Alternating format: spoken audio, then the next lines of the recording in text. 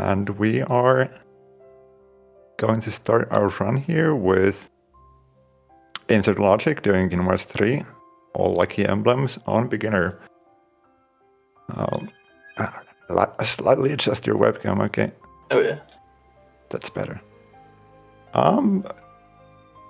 Yeah, okay. Without further ado, take it away. Let's get started. So, as Dan said, my name is InsertLogicT. I'll be running KH3 for you today. Lucky Emblems is a category I thoroughly enjoy, and I feel like KH3 needs to be put in more marathons, honestly. The route has come a long way, and hopefully I can show it off in a good way. And with commentary with me, I have SwiftShadow.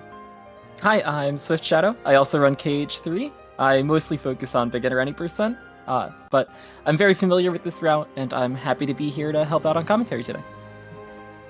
So if we're ready on the timer, timer will start on go.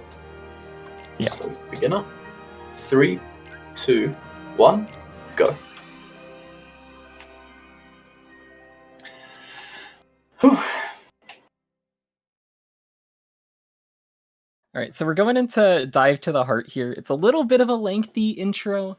Thankfully, with the Remind DLC, we're able to skip some of these cutscenes that weren't originally skippable in the base game, so it does speed this up a little bit, makes it a little bit nicer to go through at the start. It will be these cutscenes are like naturally skippable. It's when Sora's on the screen is when we'll have the Remind advantage.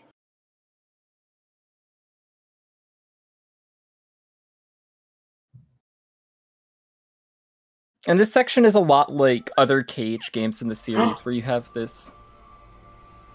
I hate when it does this. Oh no! Okay, so Remind is a little weird. Remind, basically, you don't get the bonuses of Remind unless you're playing on the profile that you bought it on. But sometimes, I found if you're switching from profile to profile, sometimes Remind just won't clock for some reason, and it won't begin.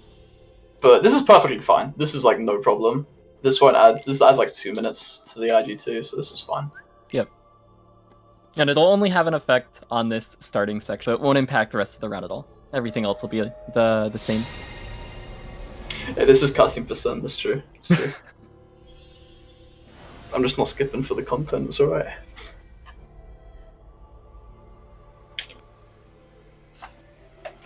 This is where Sora would search himself and pick the adventure he wants to go on.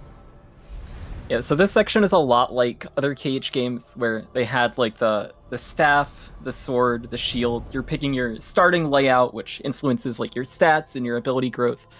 And so here, for beginner, what we like to do is we take the Wisdom and Mystic options, which on this first portrait, we're taking Wisdom. It'll be this portrait of Mickey on the left side. And this choice here gives us a higher starting MP value, but it in turn decreases our starting HP, which on beginner is a thing that we don't really have to worry about. Since we're going to be using a lot of magic throughout the run, the MP is definitely useful.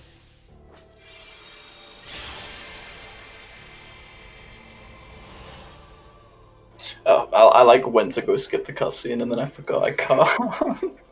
Dude, I dislike Remind a lot for the fact that sometimes it just is. I think it's like if you switch between profiles too quick, it just sometimes doesn't register that Remind's a thing, which blows. Can I interrupt here for just a second? If you guys take a look at donations, we have just hit $2,000. Oh my god! Oh. I really wasn't sure how much money this marathon would raise. I was hoping for around this 2,000 threshold, but I was honestly thinking it was going to be a reach. Guys, I just want you all to know that this cause means a lot to me personally. As somebody who lost my father to prostate cancer, I've been raising money for this cause every year, and I've never even like thought that I would like get close to this number. I really appreciate all of you for coming out and supporting this. It really means a lot. Thank you. Thank you guys. Thank you everyone so much for all the donations. You guys have been killing it. And thanks to Thar, thanks to Dan and everyone for putting this together. Honestly, it's been a great show so far. This marathon has been really, really well run, and there have been a lot of good runs throughout it. It's been great to see. I'm happy now that the remind didn't work, so that wasn't interrupting anything too special. Yeah. Well, of course, that message would have like priority over everything. I said it in such a way it seemed like. Whoops. Be mid combat, but like, oh my guy. Hold that. Let me finish this. But I honestly, like, thank you everyone for all the support the marathon's gotten so far. I'm really happy that this marathon's done so well, and hopefully it can keep doing well. And so Logic made the choice there on that second set of portraits to take the Mystic option, which is giving us magic abilities earlier on in the run. So we get good things like Magic Combo Thrift at level 2. It's a lot of good stuff. Here we have a basic tutorial fight. It's just 3 shadows. Logic is a pro, and he can kill them in one combo because he's a god gamer. And now we have Darkseid, who is one of the mainstay bosses in Kingdom Hearts. And Logic is basically just going to be staying in the air here, comboing Darkseid's head. It's a big target to hit. Darkseid's going to be dropping these orbs down, which can hit Logic. He's going to try and avoid them, and just keep air comboing the head as we go. Oh, that micro movement was nice. I'm also trying to stay a little low, because when Sora is above a target and he tries to swing down, he has this nasty attack animation that takes super long to come out, and it really slows down your combos. Yep. So I wasn't trying to mash out my combos, I was more so waiting until Sora's position was underneath the thing he was swinging at. You definitely don't want to get those downward swings. They take a lot longer than the normal combo does.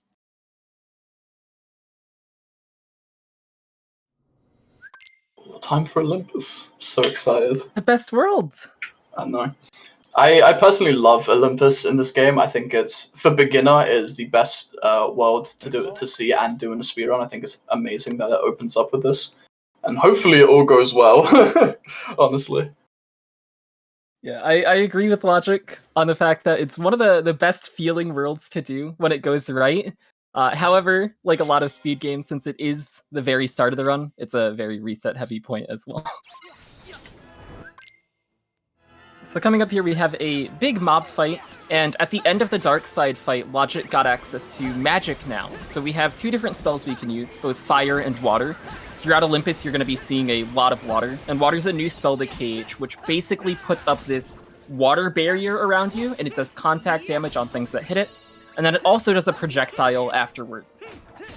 Logic is going to be finishing off the rest of these enemies, mostly with physical combos, and the reason that he doesn't want to use the rest of his magic is Donald starts off with an ether that he can throw, and by not going into MP charge, Donald never throws the ether. I'm going to be taking that from his grubby little hands right there. Oops. So right here, we're turning off certain abilities. Your party members are actually super strong in this game, at least for the early game. Donald packs a serious punch, and we want to try and maximize his damage output by only making him do spells that deal the most damage and that focus down single targets. So we turn off Thunder and Arrow and leave Fire and Blizzard on. And for Goofy, we keep on Tornado to be like a portable magnet, if you will. And we take off abilities that push enemies away, like Goofy Turbo.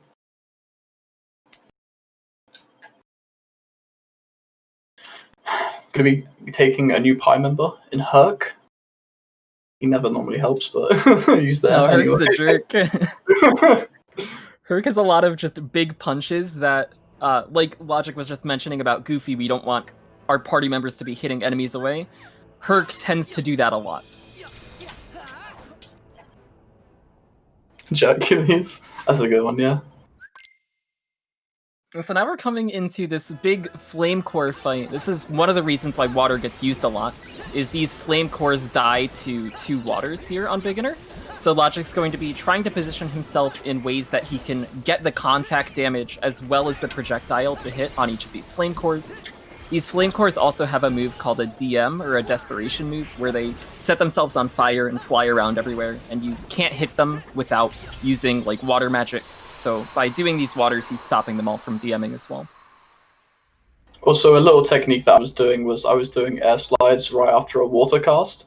That makes it so when I cast my water, it creates a shield around Sora, which acts as its own hitbox. and by air sliding out of the water, I'm carrying that hitbox towards other enemies. So, maximizing magic damage early on. And now we're going into another Flame Core fight. It's a lot like the first one, except this time we don't have Hercules. Hercules has left our party now, so it's just Donald and Goofy here to help out.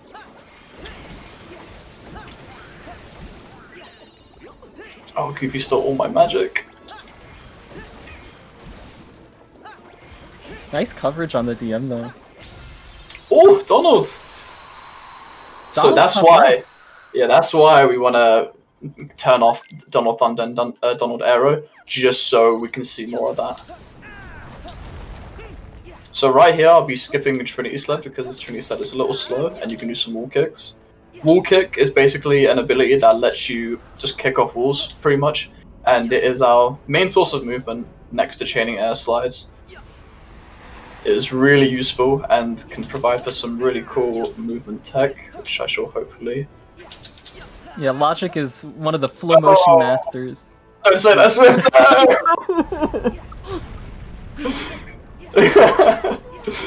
Right, and we keep going strong. So I'm just going to be brushing over the save point just a little bit. I don't want a full magic, but I want enough to take care of this fight here.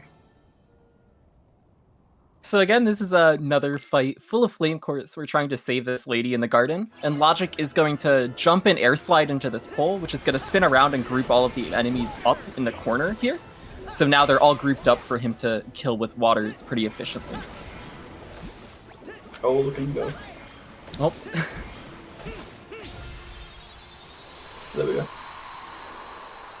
So now I will be... The reason why I didn't want a full magic on that save point is because now I want to go into MP recharge, and those Heartless drop a lot of MP. So we want to destroy the statue on the side here, which will unlock a chest for us that we can pinch. And this has the magic ring. The magic ring is very important for a majority of the early game. I'm putting on ethers. It's beginner, so we don't have to worry about potions. And that magic ring will allow us to do improved combos on flame cores. And better maximize our MP usage. Instead of doing 2 waters, we can get away with only using 1 most of the time. Yeah, especially for the next fight coming up. It is a very long fight, so not having to use as much MP is pretty important there. Gonna break these for the MP.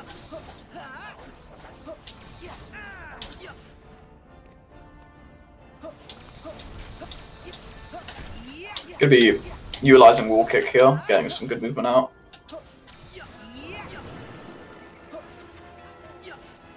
Very clean. That was nice. Oof, that was good. And now we have a big fight, building fight, and this also gives us quite a few tutorials here at the start. So now, at the bottom left of Logic's screen, you can see these arrows being filled up as he's attacking here. And these are both Grand Magic and Form Changes, which Logic got both of here. He's using Watera and then switching into Second Form, which is a Form Change.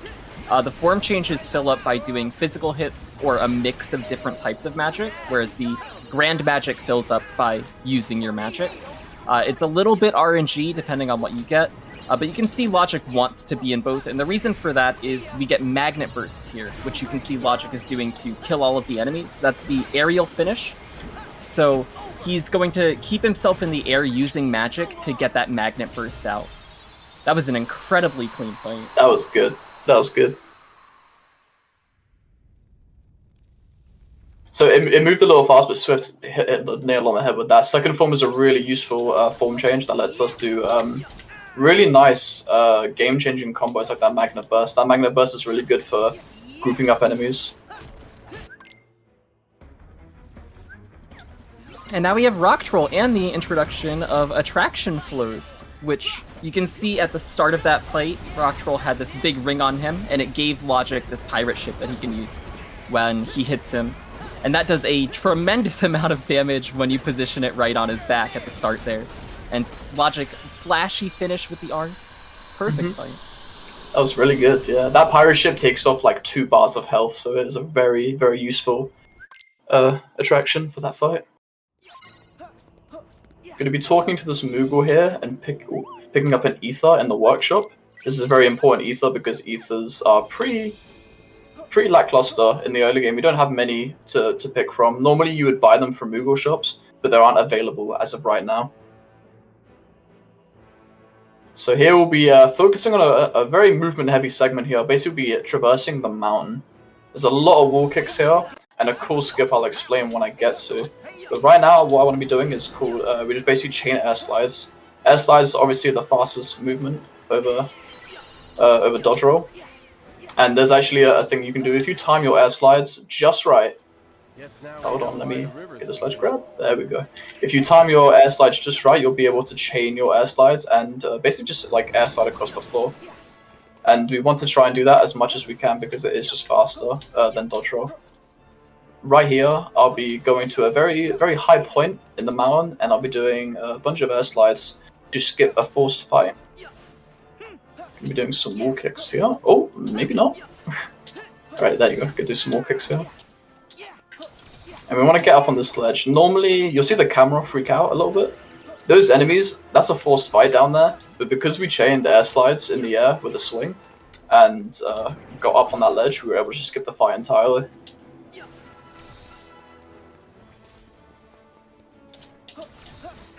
It was a little quick, but I picked up a chest at the bottom for the water cufflink. The water cufflink is a very useful cufflink and accessory that actually grants us the access to Water, which is a very late game spell.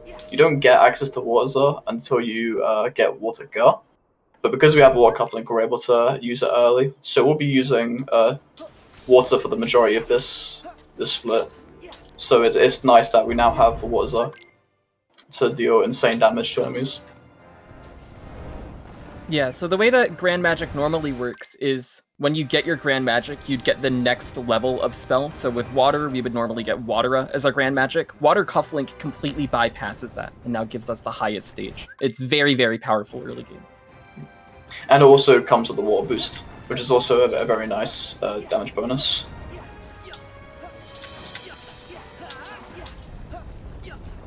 So, as you guys can see, Wall Kick is a very useful ability that we'll be doing. If I can chain my air slides here. Ooh, alright, that was alright. Nice. That was okay. Alright, we're good. Alright, and now we're coming up to Rock Titan. He's at the top of this very long wall climb that we're going to be doing. He's gonna try and drop rocks down on us, but they're not too difficult to avoid, and they always fall in the same spots as well. And once Logic gets to the top of this wall here, he's going to be hugging Rock Titan's leg with Waters, then getting the contact damage and the projectile on all of these hits. And by doing that properly, he's going to be able to kill that leg with the Waterza. He does a hit over to the other leg and then continues to hug with Waters. And that hit actually gives him the chance at getting the second form command, which is extremely important, and he's going to want to hold on to that for the rest of the fight. Now we're climbing up to the heads, and again, Logic's going to be using Water. It's a very powerful spell. And hug this head here with Waters, go into the Waterza, and go into a special attraction after popping second form, which is called Mountain Coaster. And Mountain Coaster does a little bit over a bar of health, so there goes Rock Titan. I actually got a little scared because Goofy Bombardier came up, which is party member situation commands, and they actually override attractions. And there are times where you can do party situation commands over the attraction and lose the attraction. So if I got called Mash in there, I would have lost Coaster. I would have had to do a bar of health. So right here, I pop second form in that fight, and I want to get there before the orange bar on the bottom left hits 0. The reason why I want to do that is because I want to use stun impact on the fight that is coming up. And what I'm going to do here is I'm going to chain Waters to prevent myself from losing my form, because you can't lose Keyblade Transformation mid-combo. Only when you drop your combo is when you'll lose it. Alright, and coming up we have the Satyr fight. This is a big... People have called it like the Black Friday fight, because it's just a big mob of enemies that rush at you at the very beginning. And one of the plus sides of having Stun Impact is Logic is just going to be able to dodge roll straight into them and pop it, and it'll break the armor that they have. And now he's able to just go around and clean them up with Waters. Instead of having to break their armor at the very start, Stun Impact covers that completely. Donald's been a little quiet, so I hope I can pick up a Meteor and Wintire. Hopefully, that'd be perfect. So we'll be doing another movement segment here. We're making our way onto the final boss of this world. Once again, chaining air slides and wall kicks are very important. The beauty of this game, and one of the reasons why I love it so much, is because any wall, any kind of surface can be used as movement if you're creative enough. And you can really come up with some cool movement tech just from random bits of debris that you find around. It's super interesting, and definitely one of the best parts about this game, without a doubt. Yeah, Logic especially is one of the big innovators when it came to flow motion movement. We were all kind of just dodge rolling and air sliding in place a lot of the time. Logic showed us how movement can actually be done. It's pretty crazy. On the back of that Sayers fight, we actually unlocked the access to our focus bar, which lets us do some air steps just like that. It was a very quick segment, but we'll be doing more air steps as the run goes on, so you'll be able to see more of that. But now that we have our focus bar, we'll be able to utilize it properly in this fight. Yeah, so with that focus bar, we got access to air stepping, which Logic just showed off, and then we also get access to shot locks, which were introduced in Birth by Sleep. He's going to be using one here, and he does a full shot lock on Ice Titan's head. It's going to do a good amount of damage here, and then we can also use air stepping in the fight. Logic pops a water and then air steps up to Ice Titan's head, which actually carries the water up as well. And there are these big two Titans that we're dealing with, both Ice Titan and Lava Titan. And Logic's going to be doing his best here to keep hitting Lava Titan with water finishers and Waterza to keep him staggered. Lava Titan likes to do this thing where he goes invulnerable, he turns like bright orange, and by staggering him, he never gets the chance to do that.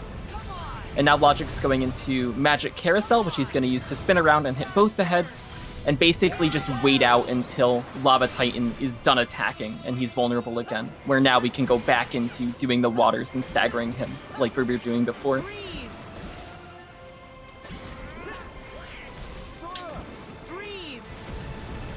Oh, the waters, okay.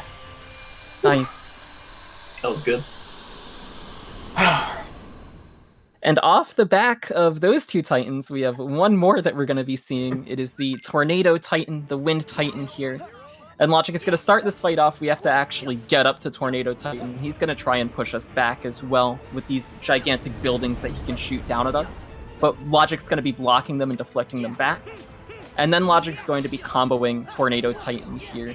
And as Logic is doing these combos, you can see Tornado Titan staggering, and now he's going to try and hit, which Logic can dodge roll through to iframe it, so Tornado Titan doesn't actually get to hit us away, and we get to just continue comboing him. Oh, whoops, that was a... Doesn't preemptive pop on that second form there. And now Logic's going to get sucked up by the Tornado Titan. This is like a big scripted section where you get launched up into the air, you lose your party, and you have to dive down at Tornado Titan, who's going to be shooting ice building pieces and lava balls at you. So Logic's avoiding them with style, and he's going to dive down and smash Tornado Titan in the head. And again, Tornado Titan doesn't like when you get close. He's going to knock you back, and Logic's going to close the distance again with air slides and hits, and basically for the rest of this fight, just hug Tornado Titan with waters. And hopefully we'll be seeing Waterza as well. And then, as we've done enough damage to him, we get this attraction, Blaster Blaze, which is a pretty powerful attraction in this fight. Because Tornado Titan is as big as it is and is stationary, you can see that big finisher does a ton of damage to him. That was a good Olympus. That felt really good. That was very good. If I had Remind for the opening, we would call this a run. We'd be little smiles for this one. Getting out of Olympus and having a good Olympus is a great motivator for the rest of the run. Right here, we'll be getting a new Keyblade called Hero's Origin. It will be featured pretty extensively coming up. We're going to be having a force menu. We're going to be putting that on.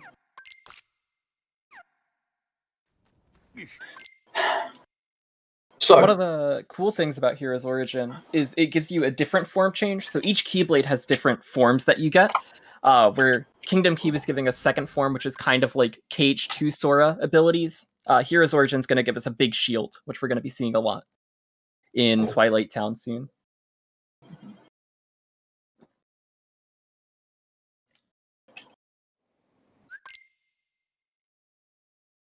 And that was one of the very few times that we actually get to play as Riku up against this demon tower here.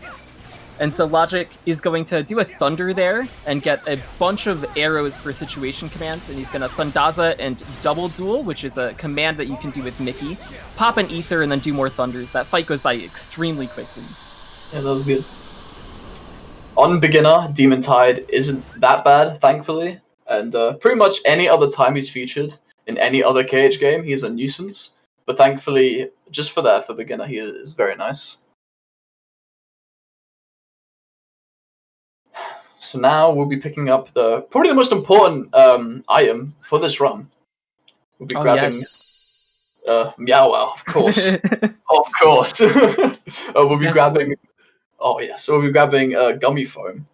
Gummy Phone is basically just a mobile phone that Sora can use. And there it is. Ooh.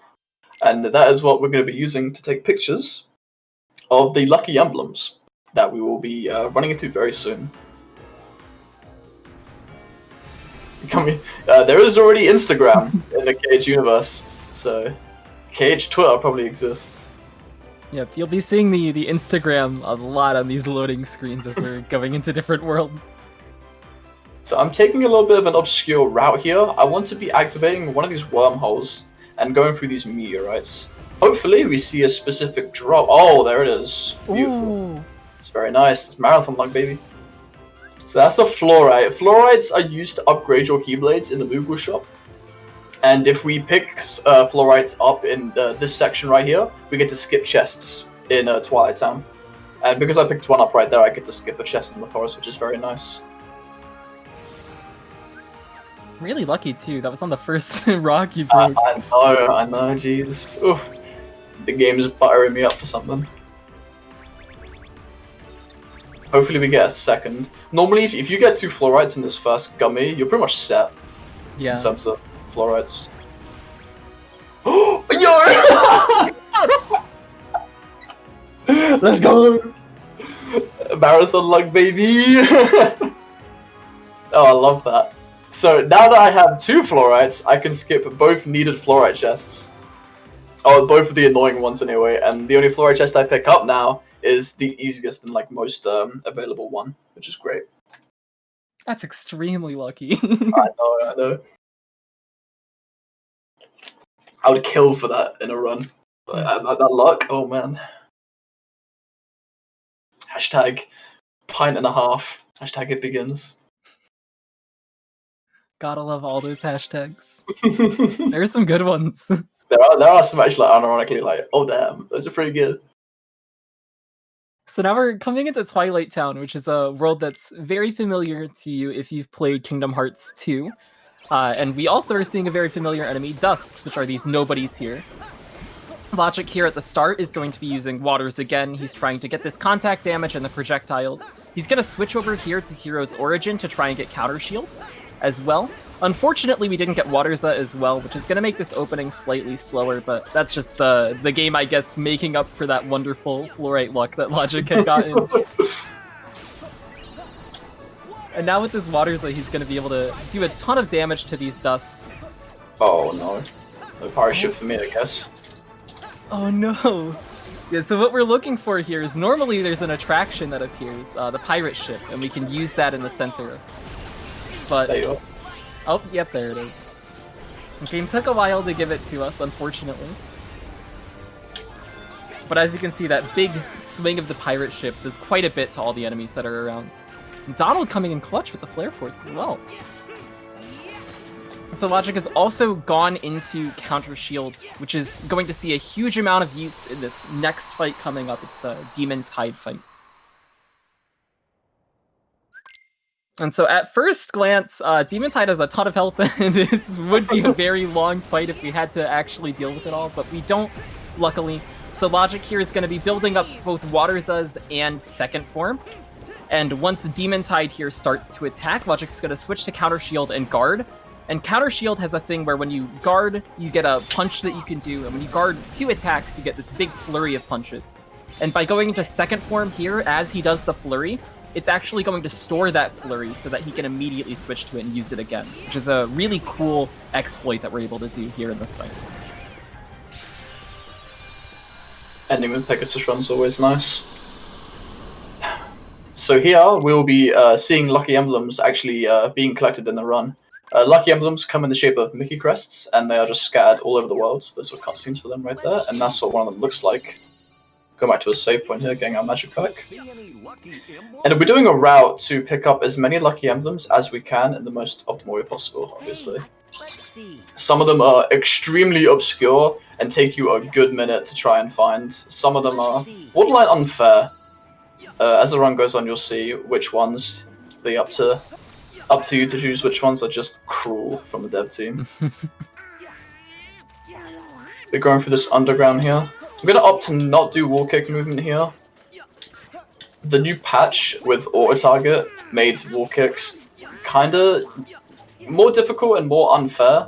So a lot of movement that was once featured in 1.06 has now kind of been retired almost.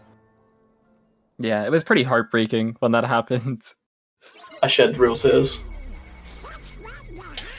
So this fight is the Power Wild fight. Power Wilds are a big throwback enemy for the series. They're these big monkeys, and Logic's gonna take out this initial group with just 2 full shot locks with Kingdom Key.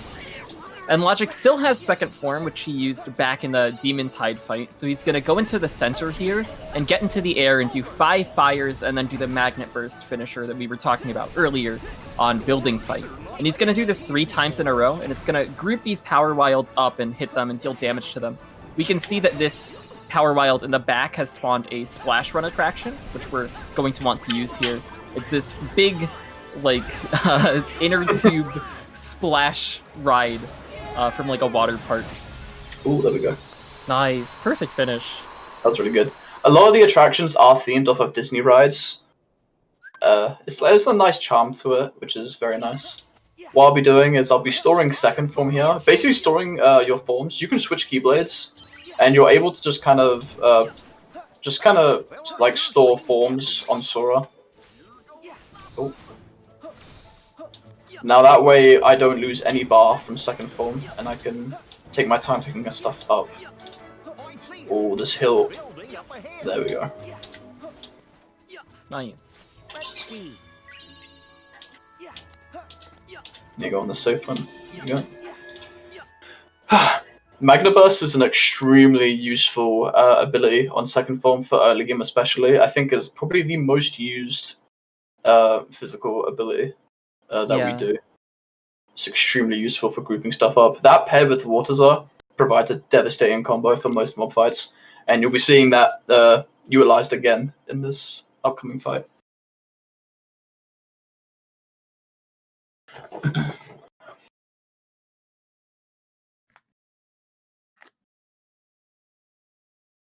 I'm gonna switch to second form before. There we go. So this is a fight at the front of the mansion, and it has quite a few enemies that we're going to be dealing with, Dusks and Neo Shadows as well. And Logic's going to jump back at the start and do 5 waters and do a Magnet Burst, which will group everything up at this wall. And then he can kill them with Waterza, and this will spawn in the next 2 waves, which Logic again can do a Magnet Burst, and then cancel it before it knocks things away into this Mad Teacup, so everything's just grouped up and gets caught and killed. That was a perfect fight. That was really good. It's crazy to see about 30 plus enemies gone in like 20 seconds, I would say. It's a beautiful sight. We're now doing some movement. We're picking up the last emblems in this forest. I do not care for second form anymore, so I don't mind running around. A little thing that we do here is we do ledge cancelling, which is basically when we're in the camera and Sora walks off a ledge, the animation of him falling takes priority over the camera being out, so it forces the camera to shut down. That can prove problematic if you're a little too hasty with it, because you can ledge cancel or confirm on a lucky emblem, and you may get the sound of you getting it, but it may not register in your gummy phone, which will mean that you actually haven't gotten it. It's a very dangerous game. We'll now be doing a certain bit of movement to force an emblem. There is an emblem on a projector tucked in the back of town, and this ingredient collection is actually done in a really specific way, so the timing works out perfectly to when we see the projector. Pick up this fluorite chest, this lucky emblem on the plates. And if I've done all this right, hopefully... There it is. Nice. This emblem would not be here if I didn't do that movement in a particular way. You would have to watch one of the old cartoons. It takes about 40 seconds, something like that, for the cartoon to finish. So we skip right through that and we go on new Keyblade. Star Seeker is an extremely useful Keyblade that we'll be using a lot more. Hero's Origin has sadly kind of finished its usefulness already, which is a shame. Yeah, it is upsetting that we only really get to use it for one world and then we immediately get a better option. Mm-hmm. But it's okay, because the counter shield fights are amazing. They're honestly great to watch, so it's always good. So a little something with the emblems that I'll go into super quick is there's rewards that you get for collecting some amount of emblems. This run wouldn't be too interesting if we didn't pick any of them up, or we picked them up and we didn't use the gifts that we get. So, as the run goes on, I'll be, well, either Swift and I will point out important pickups that we get from emblems that will help us in different areas of the run and allows us to skip a few things and just provides for a more effective route. Many of you are probably confused as to why I open my PS menu. I'm actually putting on custom controllers, or a custom configuration for my controller, which changes my U-turn button from L3 to triangle. The reason why I want to do this, and it was gone over in Yida's run, is to perform something called Gummy Boss Skip. Which, hold on. Take a picture of that cutie. There we go. Love the Moogle. I love that. There we go. The Gummy Boss Skip, basically we just skip the boss. He appears and we U-turn and we get the hell out of there. We get back in the world. Even though the world is shrouded in darkness and it feels like there's no way to access it, it's just for show. You can still access the world even when the boss is skipped. And we do that over fighting it. Hopefully I get it first try here. Oof. Sorry.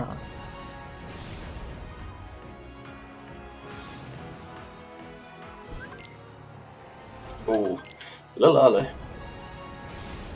Yeah, Gummy Boss Skip is an incredibly difficult trick. It is a frame-perfect trick, so Logic has a 1-frame window with the game running at 30 FPS here to input the U-turn, or the camera input, that he needs to. There we go. Nice. And now, even though this world is shrouded in darkness, we'll just enter it like nothing's going on. Yeah, Gummy Boss Skip is one of those tricks that for 1 week you are nailing it first try, and then there's 1 week you can't get it at all. And it really is a shame when you're just in that rough spot for that week. Oh, I need to turn this off. That'd have been bad. Getting rid of the custom buttons. The amount of times I've gone to do water and Saurus is standing there because water's on L3. Yeah.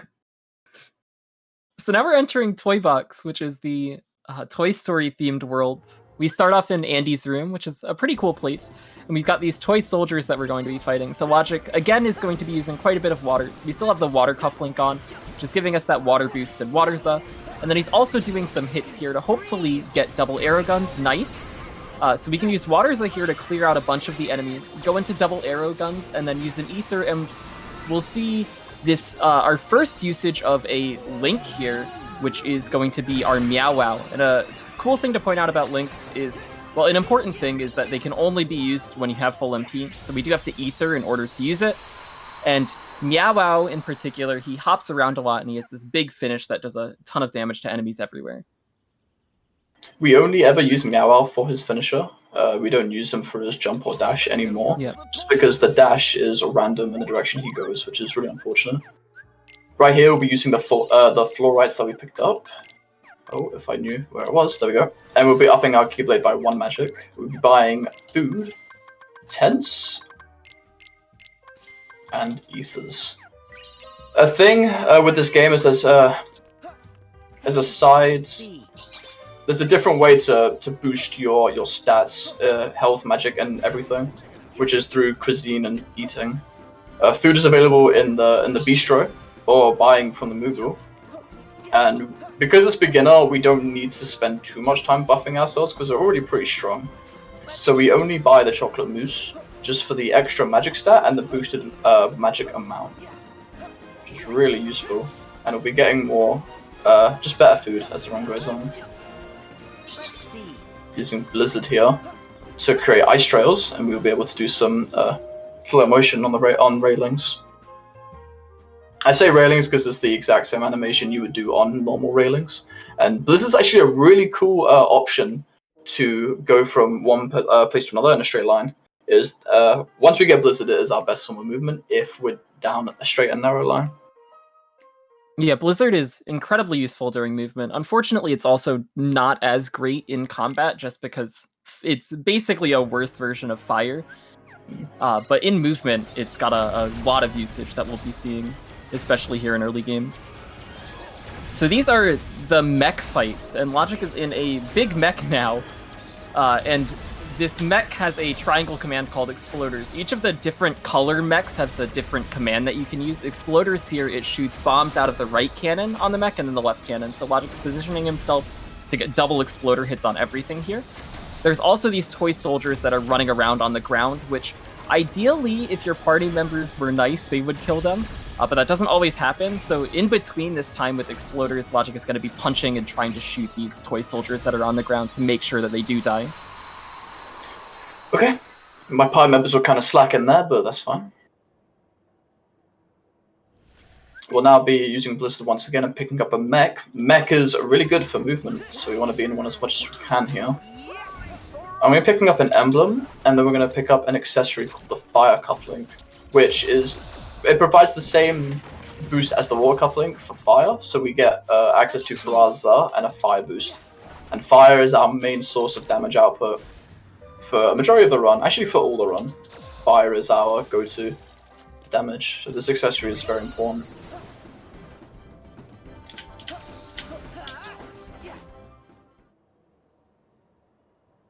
And now we're going to be seeing our next type of mech. So we were just in a blue mech that had exploders. Now we're going to jump into a red mech here, which instead is a physical-based mech. So it's got a lot of damage that you can do from punching, and its triangle command is tackle, which Logic has lined these enemies up so that he can get a double hit off that tackle and do massive damage to both of them.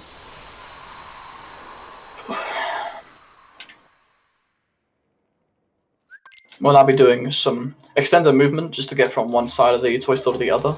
I'll be switching back and forth between Shooting Star and Kingdom Key, because once you have double arrow guns, which is the key of the transformation, you get access to double flight, which is a really good movement for stuff like this. And it basically bypasses most things we have to wait for. Picking up a chest along here, which is a refocuser. A refocuser basically restores your focus by the name. I'll be doing some air steps here, getting hit before the fan turns. Oh, I know, Buzz. I know. I'm going. Okay, there we go. So we want to go on the save point for max MP, and we're going to be picking up an accessory along the way that allows money to be to drop. Basically, when money drops in this game, it can drop as a 1 piece or a 5 piece, and this accessory makes everything drop as 5 pieces. So it increases our amount of money that we have.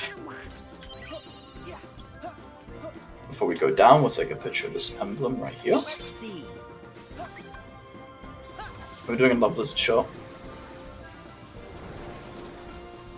Everyone has their most hated lucky emblem in terms of either the hardest to find or most annoying to get. I think personally, once we get to endgame is when it really starts getting cruel in terms of lucky emblems. It's unfair almost. So right here, ones are pretty rough. Yes, upsetting. Right here, I'll be putting on Fire Cufflink. I'll be giving Donald Water Cufflink for the magic and a Gold Amulet for the money drop. I'll put on Air Recovery, Unison Fire, Fire Boost, and Combo Plus, and it'll be eating our food. There we go. Another Blizzard shot right there. And now we'll be going to the next fun fight, I'll say. So this fight is Angelic Amber. Angelic Amber is this big doll up in the sky. She's fun. So we're going to be using a lot of fire. We just got Fire Cufflink, which is giving us Firaza. It's that big fire that Logic just did. It does about a bar of damage to Angelic Amber. The thing that makes Angelic Amber a bit annoying is she has weird spots of her body that will just eat your magic and not do any damage. So like her hands, if a fire connects with them in a weird way, you don't actually get the damage. And Logic's also going to be, before this fight ends, going into double arrow guns. And the reason for that is if you don't use it before the end of the fight, you lose it, and he needs it for the next fight coming up. But we're taking a sidetrack instead of going right to the fight, just for some more emblems. Because we have access to airstep, it's better to get these emblems on the top floor. So again, the one on the UFO, be turning around, going back up here, popping another blizzard for movement, picking up this emblem. Oh, a little hard to see, but there we go.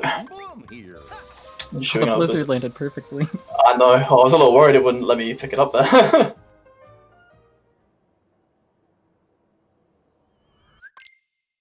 And now we're going into UFO, which is this big boss here, and interestingly, its HP bar, which you can see is going down pretty rapidly, is hit-based instead of damage-based. So by using double arrow guns and its auto-shoot feature, we're able to just dish out a ton of hits to it, and it also tracks UFO pretty well, so you can see as it's teleporting, the camera's just snapping exactly to its position. Oh. So it makes very quick work of this fight. Nice ending frame there, Sora getting knocked out. I will be picking up the most important piece of armor in the entire run here. Don't hear any bad words. There we go. The best chest in the entire run. Anyone who tells you otherwise is just ill-informed, I'll say. It's a good item. Swift and I have a bitter rivalry between Petit Ribbon, but deep down, it's good. It's good. So for a beginner, especially, we don't really need Petite Ribbon for its armor bonus, but it does sell for a lot of money, which gets us a lot of ethers endgame, which is why a lot of runners do opt to pick it up. It's very useful. Here we go. So this is Verum Rex. It's a big mech fight, and it's incredibly difficult to pull off. So Logic's going to be jumping up into the air and pre-shooting at this bomb in the back. By killing these enemies with the exploders, it's going to spawn enemies on the back. He pre-shoots at another bomb, which is on the other side, and then kills this set. All the enemies fall down into an electric floor that kills them. That was pretty much a perfect opening. Very impressive. Now we have to deal with these different prime mechs. There's 6 total. They're marked with those purple icons. And so Logic's going to be killing, this is his second one, then he's going to shoot this bomb at the bottom to kill the third, pre-shoot at the bomb in the back, which another prime is going to spawn on, hit another bomb, which will kill another, and then he just has to deal with this last prime mech over on the side. Down he goes. Oh, he's going to die. All the way down. Oh, he killed himself on the floor. Wow. Oof, alright, that kind of went a bit pear-shaped, but we're okay. Hopefully it won't be too bad. And lastly, we have this gold mech, which Exploders does quite a bit of damage on, and Logic's gonna punch it here to transition it into its next phase, and then knock it on the floor so that it can't move around anymore. Very nice finish. That was good.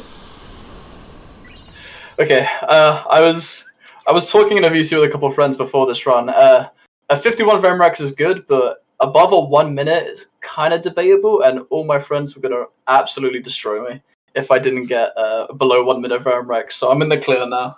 I'm all good.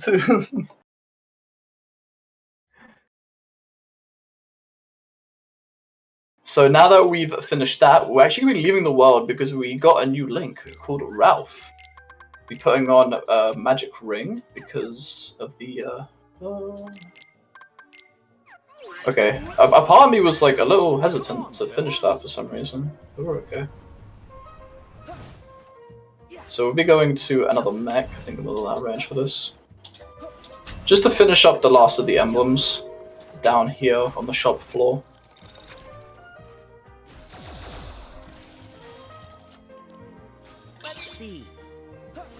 They'll make emblems out of anything in this game, which is honestly really fun. And right at the entrance you have these signs here. There we go. And we got the magic boost. Nice. We get to leave the world now. So there are 2 worthwhile rewards that we've gotten from Lucky Emblems to this point. At 15, we get the Moon Amulet, and now we've also gotten the Magic Boost for getting 20 emblems. Okay, is there time for some donations here? Oh, of course, of course. Okay, so a few donations from the Pokemon community after that previous run. From JP Sinam, who was commentating $20, 3 MK misses times $5 plus some extra fun runs and had fun on commentary. $20 from Matchwing, I believe he was also on commentary, yeah. Mega misses for a good cause. Wait, is his name not fully showing? Well, $20 from Randall, great job to Kid Tracker for almost joining me as a Lux dealer in the Fire Red Leaf Green race community. I had a blast on opening night and y'all have done great since then. Close out this marathon strong, everybody. And $50 from Kid Tracker. Here is for the MK misses and decided to get us to the 2K. Let's go. And let's go indeed. Thank you guys so much for the donations. Really means a lot. I think it's so cool to have the donations for Mega Kick misses as well. It's really cool to make a positive out of something that otherwise is not so great to see in a run.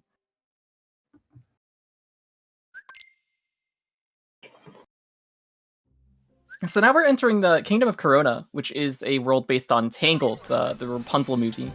And Logic here is going to be using Meow Wow again for its big finisher, which is going to take out a lot of the enemies here. Then he's going to be hitting 3 of these enemies, which he needs to kill with this shot lock. It's very important that he doesn't actually do a full shot lock here. Shooting Star's full shot lock is actually pretty bad. And then once he gets enough MP here, he's going to be using Meow Wow once again to do the finish to wipe out all these enemies. That's good. There is a chance that you get a Unison Fire, which is an ability that you team up with Donald and do a good burst of fire damage. And sadly, we didn't get it there, but it's not mandatory for the fight to go well, which is okay. Oh, there we go. Okay, so a cool thing about KH3 is you can have multiple customized pages. So what I have now set up is 2 customized pages that allows me to use every magic available to me in the game, as well as the items. I'll be flipping back and forth between the both of those pages because there are some spells useful in some places and some useful in the other. So I'll be making sure I have access to them when I need them.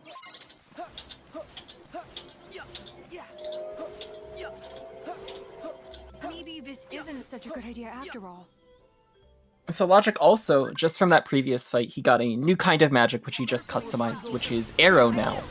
We also ended up getting Thunder earlier on from UFO, but we're going to be seeing a lot of Arrow here, and its Grand Magic Aurora. These are these Chief Puffs, which are the big enemies, and then we also have these smaller ones, which we can group up pretty well with Arrow, and then the Aurora, which is the bigger version, is going to group up even more of them and deal some more damage as well. So this fight basically just consists of a lot of arrows because there's just a ton of enemies around on the ground.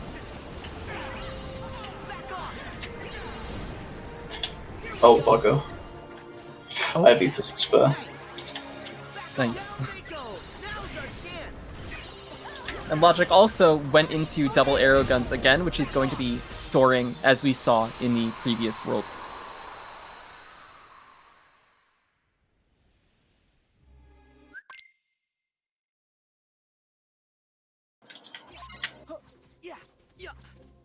We're doing some cool. Whoops! Never mind. We are not doing any wall kicks. So we're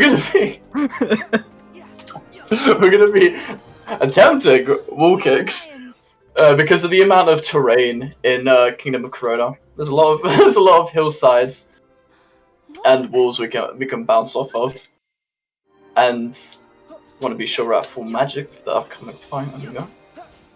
And any bit of terrain that we can take, we will take and use for movement. That's where the creativity comes from, and really leaves the door open for just experimentation, which is one of the best parts with any speed game, really. Going to be doing an air step into Buzzsaw here, so bring up my arrows.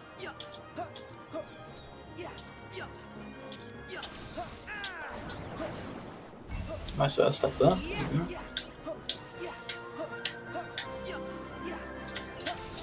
Because of how rugged the terrain is, it's sometimes best to dodge roll over wall kicks. And now we're coming up into another fight, which have a new enemy, these Reapers. And they are pretty weak to fire. They do attacks where they go invulnerable, but fire can end up knocking them out of it, which is pretty important. Logic's also built up a command Magic Launcher, which he's popping here. And this is actually extremely important to have for a fight coming up, so he's going to store this as well. I'm sorry, Dan. I couldn't do Dandelion skip for you. So yeah, Swift put it best. I now have Magic Launcher, which lets me use the finisher of the Keyblade transformation. Normally, when you have Keyblade transformations, once you reach as far as you can go with the Keyblade transformation, there's normally some tiers with it. You're able to use a big finisher with the Keyblade, and now that I have Magic Launcher, I'll be able to use the finisher of the Keyblade transformation Shooting Star. And it is very, very important for the up-and-coming fight, so I'm going to have it stored until I get there. Be lining up a nice blizzard here, hopefully. Get that clean shot. Oh, little jump peek. Oh, That that's was pretty good. that was okay. Okay, pinching this emblem over here, just through this little gap. There we go.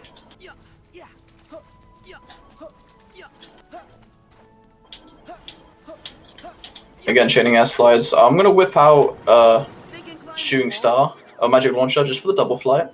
I'll be going back and forth with double flight, just because I do not have access to it yet. So being able to switch to a keyboard that has it allows me to have better movement, while also not compromising the bar for Magic Launcher.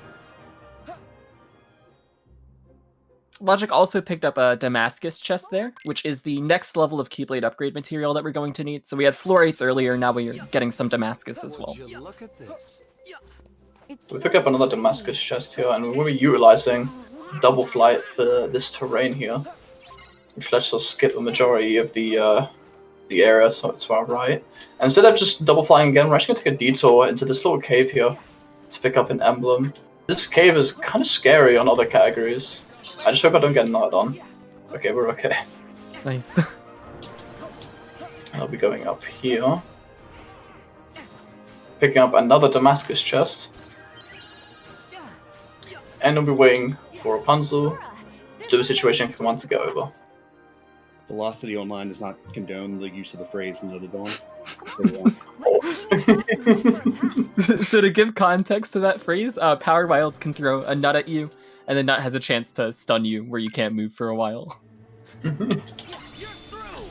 So to start this fight off, we're going to be using the Magic Launcher finisher, which is going to take care of 2 waves of these Power Wilds. It's extremely devastating. And then Logic is going to go straight into Splash Run, which will hopefully kill the entirety of the next wave as well, and bring us straight into the Chaos Carriage fight.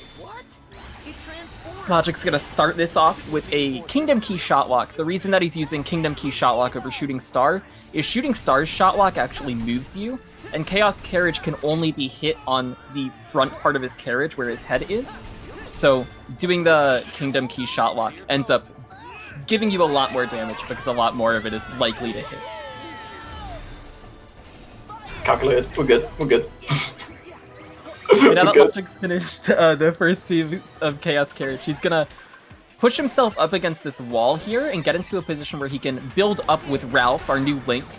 And by putting himself up against the wall and up against the ceiling, Ralph is going to instantly finish, instead of normally jumping up and doing a big animation that he would do. So it makes that finisher hit a lot sooner, and we're able to get this big damage on Chaos Carriage that we otherwise wouldn't be able to.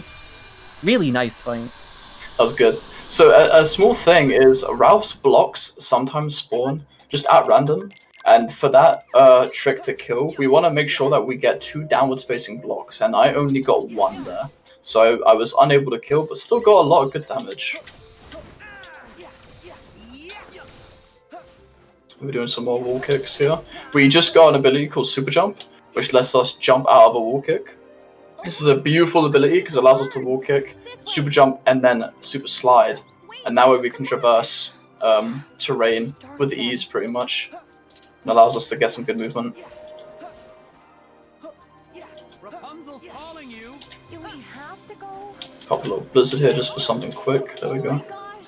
Doing some air steps on the branches now. If we line this up just right, we'll be able to go from the top all the way down. There we go. Very nice movement. Those branches can be pretty difficult to hit properly. Mhm.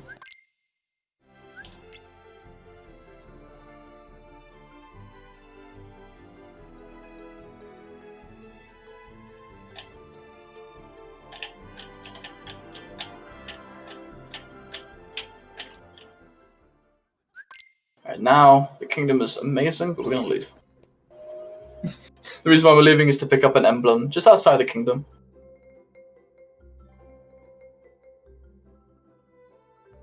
I can't wait for PS5. Yep. Can't wait. The loading screens for Kingdom Hearts 3, especially when you're leaving or entering a big area like the town in Corona, can get pretty extensive.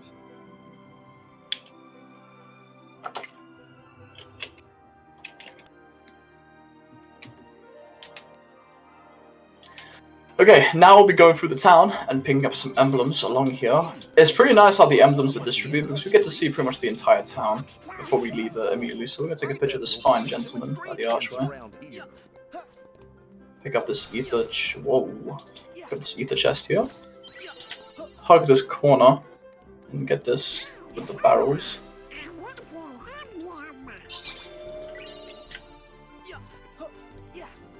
And then we're going to want to pick up this chest on top of here, which has Rune Ring. Super important accessory we need to get. Another emblem. And now I'll be using Super Jump to get some height and go to this lighthouse over here.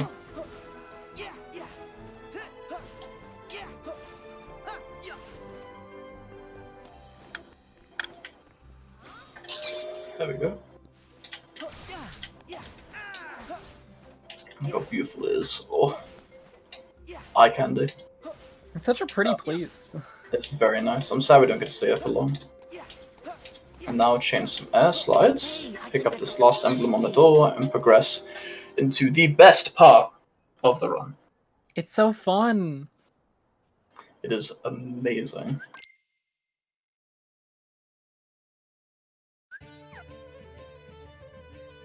So what we want to do here is we want to just dance with some people and hit the buttons corresponding to the color in the bottom left.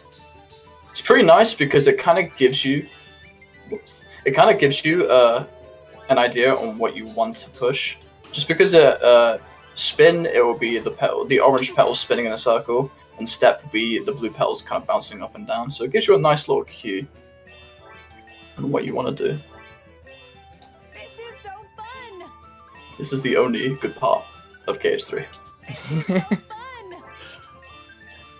Yeah, while we minigame's enjoy actually this, extremely charming. we do have a couple more donations. Ooh, read 'em out. So there is $20.69 by Anonymous to 2021. And there is $1.89 by Anonymous, again, Roxas, which you may get the reference if you look at total donations. Dancing.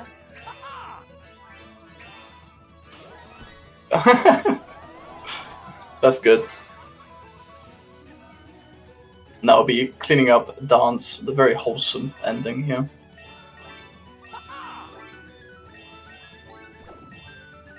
What's the Roxas reference? It's the 358. Roxas has a game 358 over 2 dates. Dancing. You got it.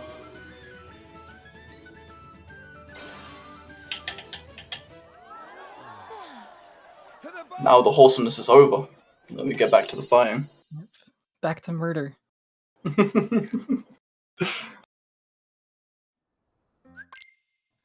So now we're back fighting more of the Reapers. Again, we're going to be seeing quite a bit of fire. It's our best damage dealing spell at this point. And we still got this huge Firaza that we can use as well from our fire cufflink. Logic here is going to be picking up an attraction Magic Carousel, which won't get used immediately. This fight comes in multiple phases, so there is the starting wave of Reapers, now there's a huge wave of a bunch of Dusks as well, so Logic's going to clear out a few of these Dusks and try and get it so that it spawns in the last wave before he ends up using his Magic Carousel, so that when he does use the Magic Carousel, it catches all of the Dusks and then also will hit the Reapers that spawn in at the end afterwards, so they all take half damage as well. And then now he just has to clean up these last few Reapers with fires.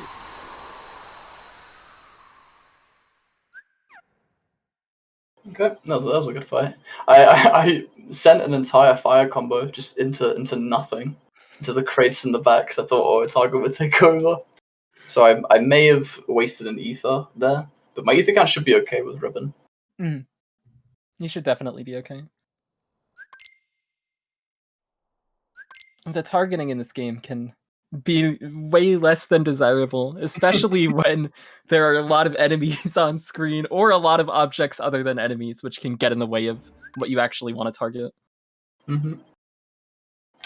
I have you can find a lot of infamous clips of massive heavy hitting actions being targeted on just objects like boxes. We're doing some more blizzards here. We're gonna put this between the two Dusks so we can get a nice trail. Jump on the save point, and we're not gonna be using any more magic because we want to keep our MP at max to Meow Wow a little later on. Utilizing super jump again and a lot of wall kicks.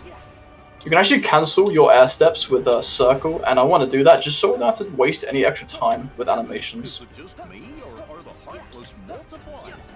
Can I dodge rolling all the way there?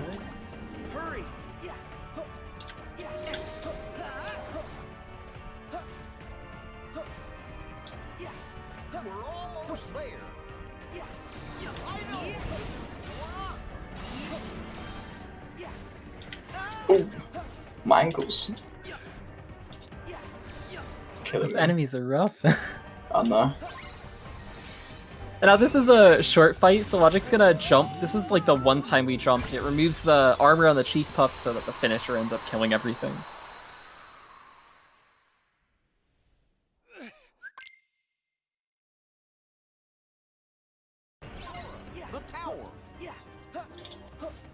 And now we get to go into the final boss of Corona. This is Grim Guardianess coming up, and this is where Logic's brilliance with Ralph is really going to shine. We build in a very specific way here, so Logic's going to be using Ralph and walk down in front of the block and place a block that faces upwards, then a block that faces downwards, and then build on top of that. And this last block he's going to put in the light of one of the other blocks that he's placed. So the way that Ralph chains here is it goes by the lights, and as the chain goes higher and higher, it deals more damage, and you just get incredible damage on Grim Guardianess to take out the boss. It's like 10 bars gone in a couple of inputs. It's insane. That concludes Kingdom of Corona for now, and we get the best Keyblade in the game, pretty much. It's incredible. It's insane how they let this go by. But Ever After is the Keyblade that we will have equipped from now until pretty much the end of the run. Extremely balanced. Ever After offers a lot of good ways to deal with fights with its shot lock, form change, and clones ability. It is absurd how much you can do with that Keyblade, and that Keyblade only for some reason. And I'll be docking back in Toy Box.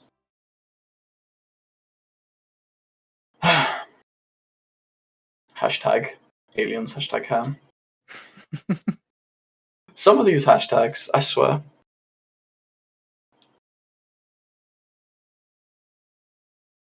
It's very interesting how these two early game worlds interact, where we go to Toy Box to get Ralph so that we can nuke Grim Guardianess and Chaos Carriage, and now we've got Never After so we can go back and have this incredible Keyblade to deal with the rest of Toy Box.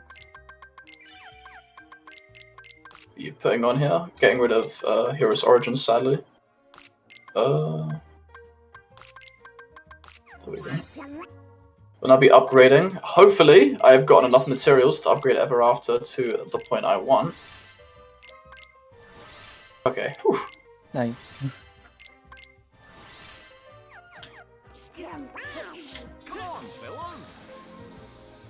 Now we'll be going towards Kid Corral.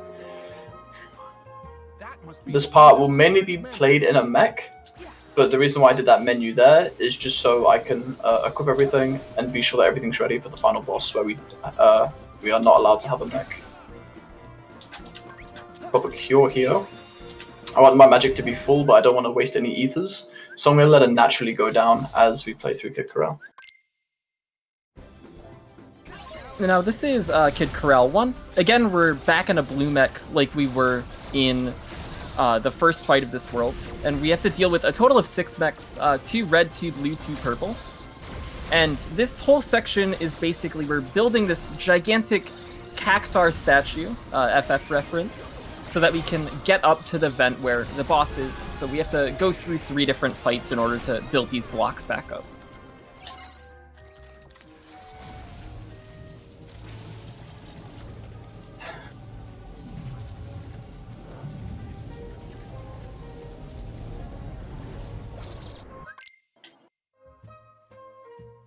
So there we just built the first portion of the cactus.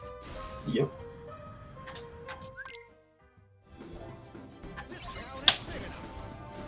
And now here for Kids Corral 2, Logic's gonna drop down to the middle section and go into Meow Wow here. And he's gonna jump up with Meow Wow and do the finisher. And this actually hits everything except for the cameras that are like up on the top floor on the very, very ceiling. And because we have all of this extra magic from upgrading Ever After and the food that we've eaten and the magic boost that we've got, it one-shots everything. Makes very quick work of this fight. We've gone to a point where we're kind of busted for the area we're in, and we kind of remain busted for a majority of the run. This is the point where it really starts to show how strong we are.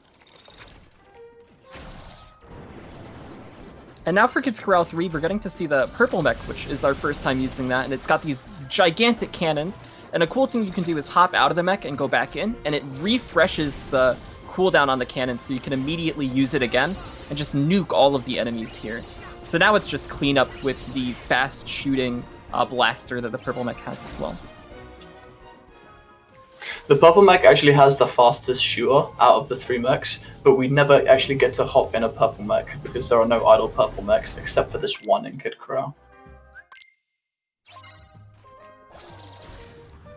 Now we ditch the mech, climb up Cactor. Hope he doesn't mind. Okay, and now we'll be going to the boss of this world, King of Toys.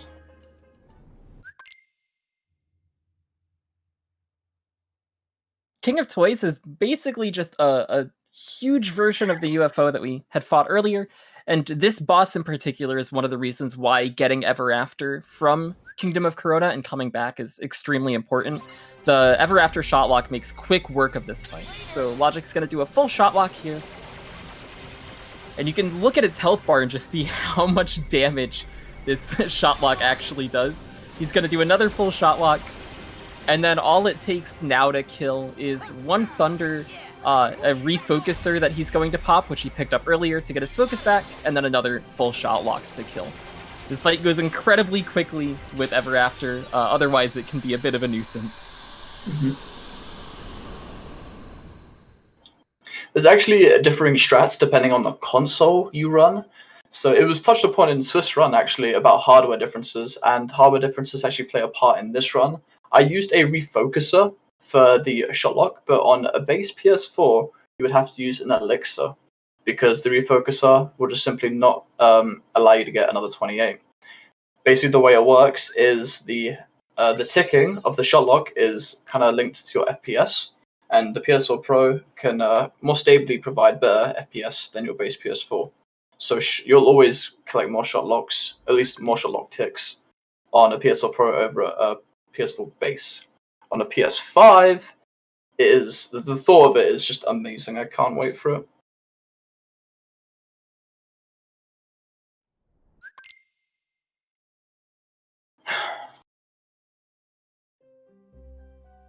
New world.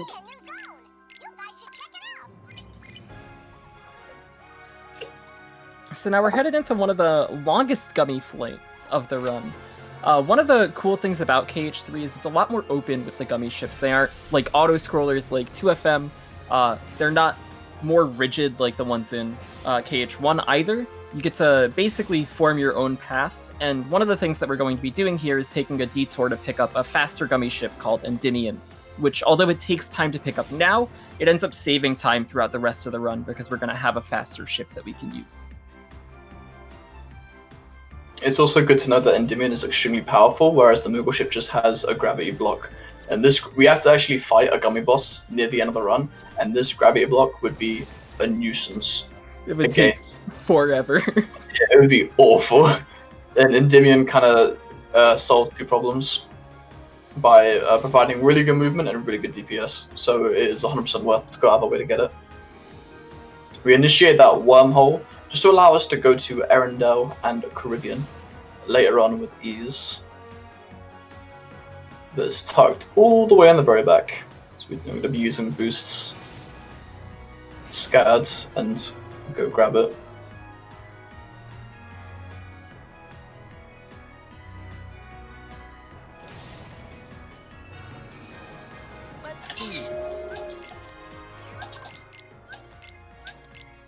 Okay.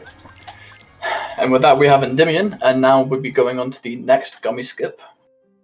Very similar to the initial gummy skip, using Endymion. Endymion just looks so cool. It's a very, very well designed gummy. It is also incredible to fly. We zoom everywhere. It's beautiful. So dig a sharp right into these boosts, and we'll be dodging these spews of fire and picking up all the money on the way.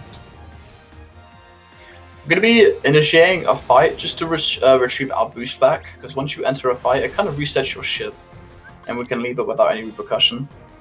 So we can get our boost back. Whoops. Okay, I activated that.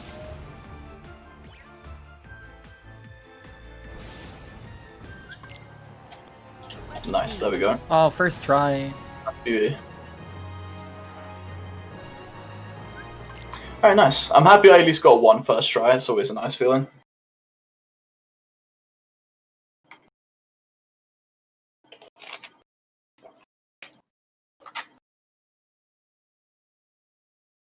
Whew, man, these hashtags.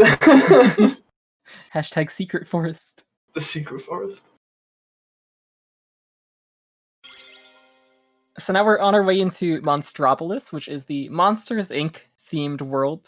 And we're going to be seeing a lot of different kinds of enemies here, which are based on Dream Eaters instead of the Heartless and Nobodies that we've been seeing earlier on. So these are more like based off feelings and dreams. And so we have this big Dream Eater in the back, this gigantic toad, which is going to get hit with this huge shot lock again ever after. Just immediately takes care of it. And then we can go into Meow Wow and do the finisher to hopefully catch all of the floods that are back in the ground. Beauty. It is always extremely upsetting popping the finisher of the Meow Wow and the final ending, and you just see one sneaky little bugger coming out of the ground, just standing there, taunting you. It's a heartbreaker having to watch that. We're going to the Moogle shop, buying fresh fruit compotes and a Cooper coin, and the rest will be ethers. Fresh fruit compote will be for better magic. Oh, it'll be for better MP rather. And the Cooper coin actually works as a an extra life, if you will. Once you get taken to 0 health, you actually remain alive with half of everything back. And so again, we're going to be seeing this big Meow Wow finisher. Logic's also got the Mad Teacups attraction from that Meow Wow finish. We're going to go to the back here and do a full shot lock to kill both of the unversed in the back. And then again, we can do the huge Meow Wow finish to hopefully catch all the floods. Perfect. Wow. That was a good fight. And now we'll be taking a detour just to pick up all the emblems. Someone got a bit lazy, started drawing, but that's okay. Someone's slacking on the job. And then we're going to push this out the way. That. Oh, the ribbon. The ribbon. The better petite ribbon, let's go. Using a 10, and we're actually going to be eating our food for more magic.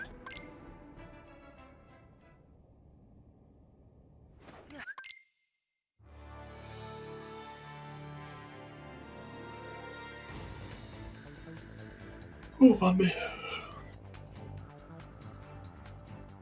So here's one of the sections in the room that's kind of auto-scroller. Basically, we're on a railing and we have to just super slide through everything. We have a blaster, which lets us shoot this blue magic out of the Ziploc keyblade. This is like pretty, what's what I'm looking for? It's pretty weird downtime, just because it's always going to be the same speed unless you get hit out of it. So you can kind of take a little break before this upcoming fight here. And now this fight is a big multi-stage, multi-wave fight, where we're trying to fill up this laugh power bar. So again, we're going to start off with the Meow Wow finisher, and you can see it builds up this laugh power bar as we kill things. And now Logic is going to be building up another Grand Magic command, which we didn't touch on when we were upgrading Ever After, but the upgrade to Ever After has given us access to the Erosa command. So instead of getting Aurora like we were in Corona, now we're getting Erosa, which is even more powerful. It's that top tier level of Grand Magic. And Logic's going to finish off these big, large bodies with Shot Walk. And it'll give us a little cutscene here and spawn another wave, which Erosa, as you can see, it's just going to immediately destroy. That actually took out 2 waves at once and immediately ends the fight. It's pretty crazy. Erosa is a brilliant Grand Magic that lets us clear a lot. It's extremely strong. And it is RNG if we get it or not, if you don't use arrows, but if you do get it, it is really a game changer if you're doing improvisation. Be doing some more railings. Fun little fact about the blaster is you can actually hit R2 and X at the same time and mash and shoot an insane amount of orbs there. Super weird thing that they never really tell you about, but it's just kind of there. And we actually abuse that layer in the run. I don't want to spoil anything now, but not many people know you can actually do it on these railings. So just thought I'd show that off.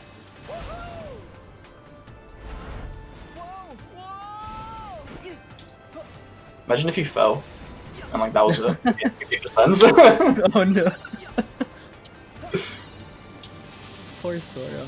I don't know. His adventure starts off strong, and then he... Oh, jeez. These enemies are extremely annoying, because they kind of jump around you. Any kind of time loss you get on these railings really does suck, because it is just upsetting. Normally you spend the same time on them. There's no way to make them fast unless you super slide. Picking up that emblem there. Gonna be hitting a sharp right here and going into this brown door. And we're gonna be getting this emblem. This is a cool little area that you can actually see this little beautiful flower with a banana. Snapping that. Living in B. Oh my, oh. Mike's a little surprised there. He was so excited to see the flam blossom. Some cool super jump movement there and wall kicks.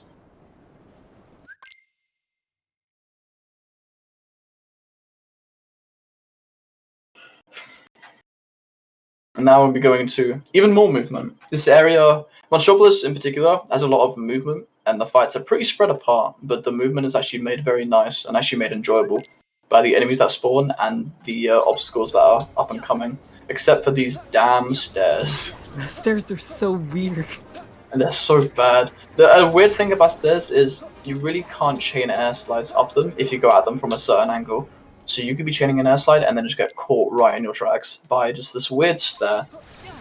No clue why stairs are so weird and they stop you, but it's one of the things where you air slide past just hoping that you don't get caught. Sometimes the game kind of just treats them as a wall, and it's really odd. Yeah, and you just look silly. You're just like standing. Oh, you're just like hovering there. Picking up this emblem down here. C1. Whoops! Getting this emblem in the paint. There we go.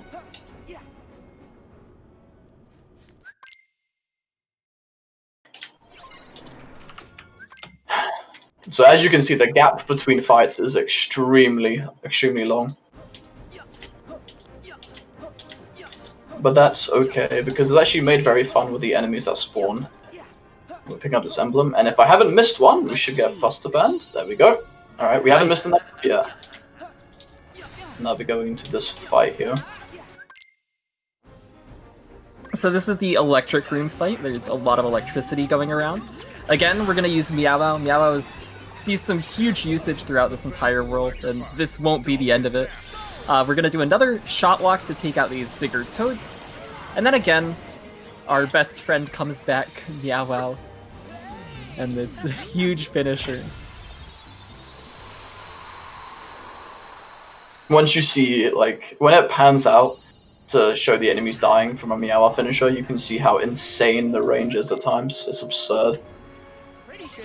You're dodging through these lasers here. I'm actually gonna super jump just past here to avoid the actual path. And we're gonna be going to a very annoying fight in Monstropolis. Hopefully I don't get extra wave. If those of you who know what it is know, then it's a heartbreaker. The marathon luck's been good so far. Hopefully, hopefully. So again, this is another laugh power fight, where we're going to be starting off with a shot lock to kill the larger toad enemy.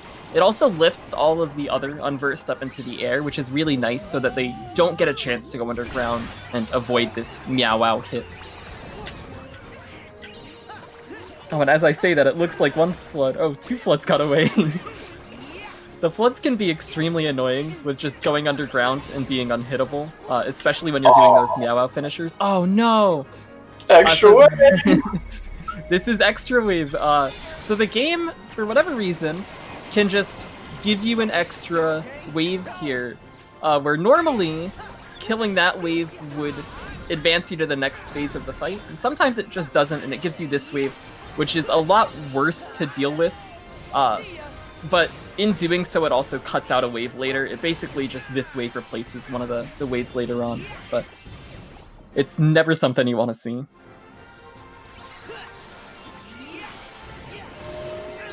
Logic's also picked up Mirage Staff, which we haven't seen up until this point. It's the transformation for Ever After. It's extremely powerful, and it's also something that we're going to want to have later on in the world. We'll be seeing quite a bit of usage of it at the very end of this world. And here, a pirate ship does a great job of taking care of this toad. Because of the extra wave, we had to use some more shot lock than we normally would have, so having that as a backup to make, to take care of that extra focus that we're now missing is pretty nice. Marathon luck! Why?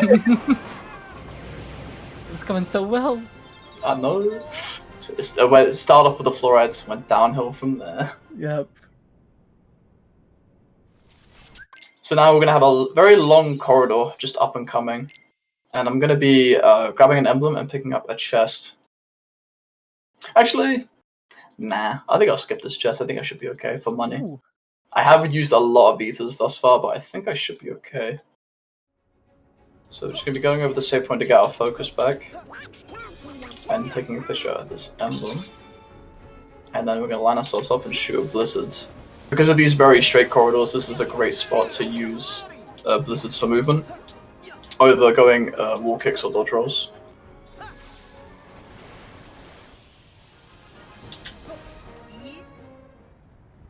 Provides a very clean movement if you get the line up. I know, Mikey, but right now we just have to keep moving.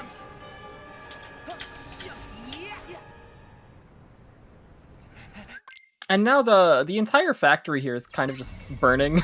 There's a lot of fire. And with that, we're going to be seeing an enemy that we haven't seen in a while. Flame cores are going to come back. So we've got the shot lock again to take out the big toads. And then Logic's going to be using thunders to clear out these floods. And hopefully we will see a splash run attraction. Unfortunately, the game's not being kind. But then, instead of using the splash run, what we can also do, until we get it, is take out the flame cores with waters like we used to. Now that we do a splash run, hopefully this finisher will hit a good amount of them. The one in the back. It's always one. There's always one. At least we got to see Blizzard be used. That's kind of cool. Yeah. Now I'll be doing some more movement. We're picking up a chest coming up for a high refocuser. Just snapping a pic of another emblem up here. And shooting this. Oh, I guess that's fine.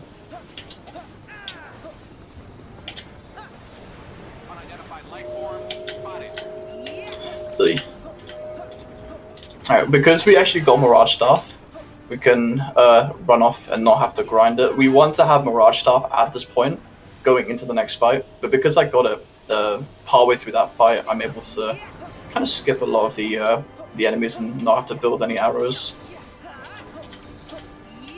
Do some cool wall kicks here.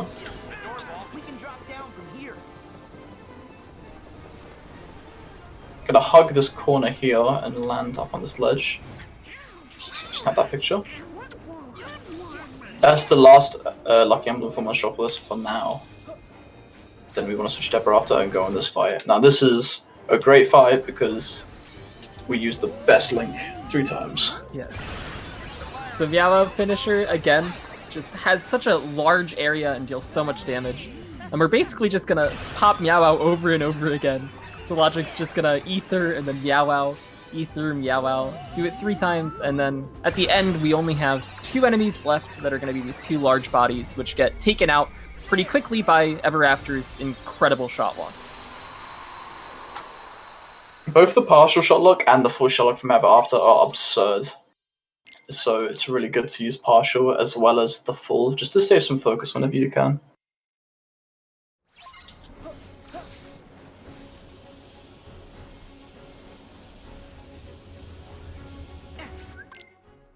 And now we have the pipe fight, which again is going to go by pretty quickly. A full shot lock again on these big toads to take out their huge HP bar. And then we're getting our best friend back.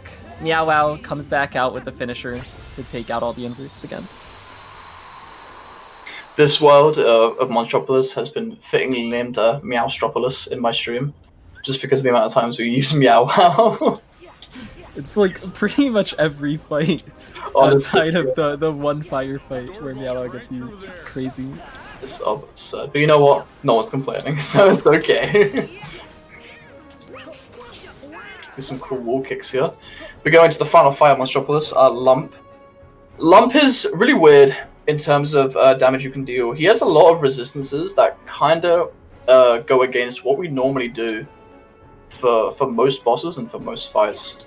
So we're going to be utilizing the clones of Mirage Staff in this fight now. Yeah, so one cool thing about the Mirage Staff transformation is when you dodge roll in a fight, it leaves behind a clone of you. And then when you attack, all of the clones that you've left behind, you can make up to 4 clones, will attack with you. And normally, doing the finisher of your combo would get rid of any of the clones that you have. But what Logic can do here is just stay above Lump, and then every time before he's about to hit the finisher, just dodge and make another clone, and then immediately go into another combo.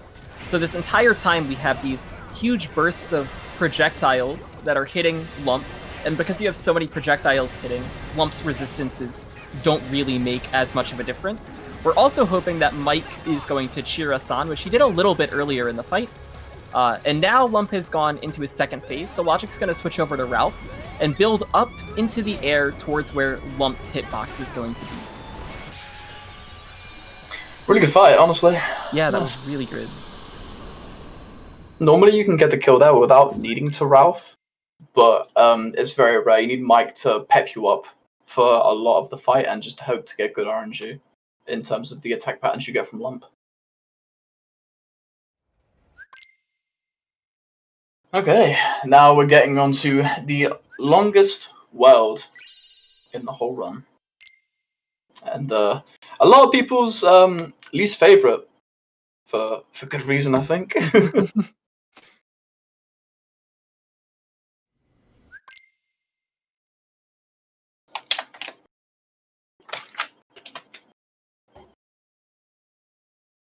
It's also really nice because we went to go get Endymion and we took a very specific route.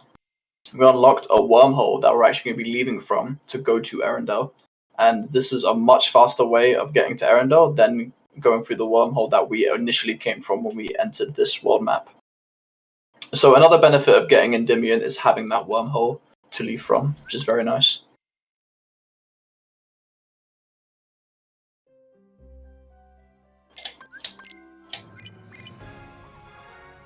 I'm happy I haven't missed any emblems yet, I will say.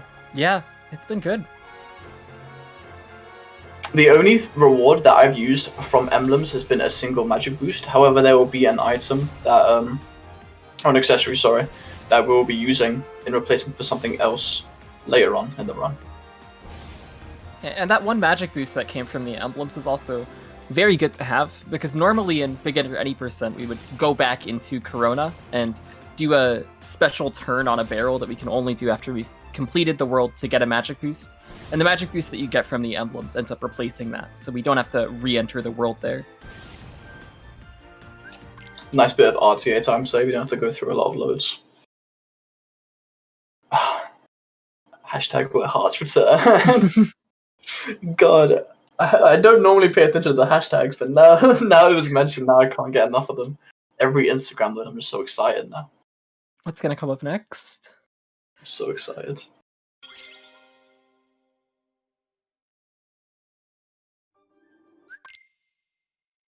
So now that we're in Arendelle, as well as being ice-themed, Blizzard is actually pretty useful in this world because a lot of the world is very stretched out, and we're able to link a lot of blizzards for our movement. There's a lot of terrain around, but the terrain is very rocky and very inconsistent if your movement differs from run to run. But again, that's where the creativity comes from. That's where the doors open for movement. Speaking of movement, Oh my god, that air slide chain! that was good. Ignore the pause though. But yeah, SI chaining is really cool. It also gives you some respect points from other runners if you can get a good amount. Pop an ether to buffer the air slide there. Be turning around, getting this emblem on the tree. Maybe carrying on.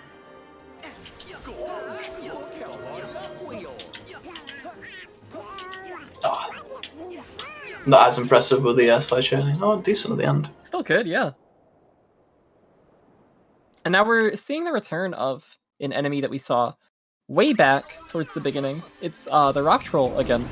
And we get to show off a new link that we just picked up in Monstropolis from the firefight, the second firefight that we finished. And it is Simba. He's a big fire lion, and as you can probably guess from being in an ice-themed world, a big lion made out of fire is extremely useful here. So that ended up clearing out all of the deer, the ice deer that were around the Rock Troll, as well as doing quite a bit of damage to the Rock Troll itself. And now we can just finish it off with shot walks. Nice. Simba really is the star of the show for Arendelle. Obviously, yeah, Swift put it best. Like, they give you a massive fire line for an ice world. It's almost too perfect. So now we're going to be going into the Ice Labyrinth. One of the cool parts in Arendelle, honestly. A very cool segment. It's really nice. Going to be putting on Fire Cufflink again. Okay. Then we'll be customizing Fire Ra. Oh. I have to slash these to break them, and we're going to be doing some wall kicks, sorry, through here. I'm going to break this, and get this emblem up here. Get a little ledge cancel in there, it's always nice. Whoa, did the game just lag there? That was crazy. It looked like it. Jesus. PS5, please! Please! That was really odd. Okay, so now we're up against the first of many fights against Larxene's nobodies. And the good thing is, as long as we're lucky, Simba's finisher should catch all of these and kill them. Oh, the marathon luck strikes again. Oh no, I'm gonna get 0 for 4 now. See, if we're lucky, the finisher for Simba would wipe everything. But there are times when one of them just dances a little out of range and avoids the finisher. It is always a heartbreaker. We're doing some air steps on the enemies that spawn on these ramps here.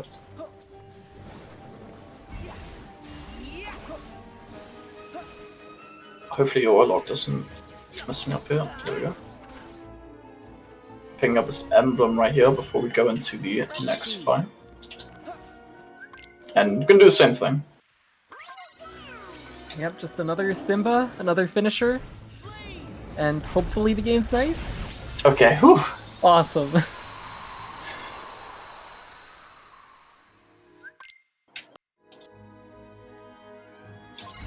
So because I didn't get the kill on the first fight, I have to pick up my focus on that save point again while I wait for this to come round. A little wall kick here. It's really cool how the Ice Labyrinth has like different ways of movement. Lets you use everything in your arsenal. Super fun to go through. Oops. Okay, fight number 3 with the same nobodies, another Simba finisher. This one normally it kills everything because the room's a bit smaller. Oh, it was delayed a little bit. I know. So, that like half a second delay is what gets me, I swear. So normally we would go straight ahead, but we're actually going to turn around because swiveling on that spire, as well as unlocking the door, unlocks this emblem. Oh, come on. There you go. Why did that one let me do it? And now we can continue through the labyrinth. Another railing here. We want to be sure that we stop these guys from stun knocking us. Once you get hit on the railing, you are brought to a complete hold, so we want to be sure that that never happens. We can also destroy this for a little bit of money.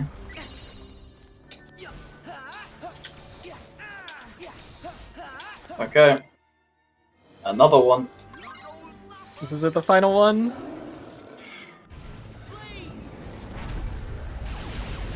Okay. Ooh, 3 out of 4 is not bad. That's good, that's good. I was terrified. A part of me wanted to get 0 out of 4 though, for the marathon. But 3 out of 4 is decent. Of course you want to get 4 out of 4. Yep. 2 out of 4 is a shame. 1 out of 4 is really bad. And if you actually get 0 out of 4, you need to snap your cage. Yeah. Get a new one. I had to We're gonna probably slide- do the last run I do. I know, that'll be it for me. I'll stop the game there. So we sidetrack and pick up that emblem right there. And then we continue back now. This is all we see from the Ice Labyrinth, sadly, so this cool design, all these chains. We don't get to see it anymore. Must be the exit. I do pass, yeah, so that's true. 75 is a C. I'm in. Honestly, like 3 out of 4 or 4 out of 4, you're happy. But if you're seeing 2 out of 4, 1 out of 4, then something's going on. It's a demon in your console. Now we'll be doing some more movement, traversing the mountain. The nice part about Arendelle is it's very sloped, which is very nice for chaining air slides. Because if there's a little bit of an incline, you're able to really nicely continue your air slides. The timing I feel is more lenient when you're going upslope. So that way we're able to have some good air slide chaining. Obviously a lot of wall climbs, and then we're going to be given this emblem right here. In a casual playthrough, if you aren't looking for emblems, that is probably going to be the first emblem you see, because it is right in your face. Most other emblems are hidden pretty well, but that's one of the emblems that's like, yo, by the way, these are a thing. You might want to get them.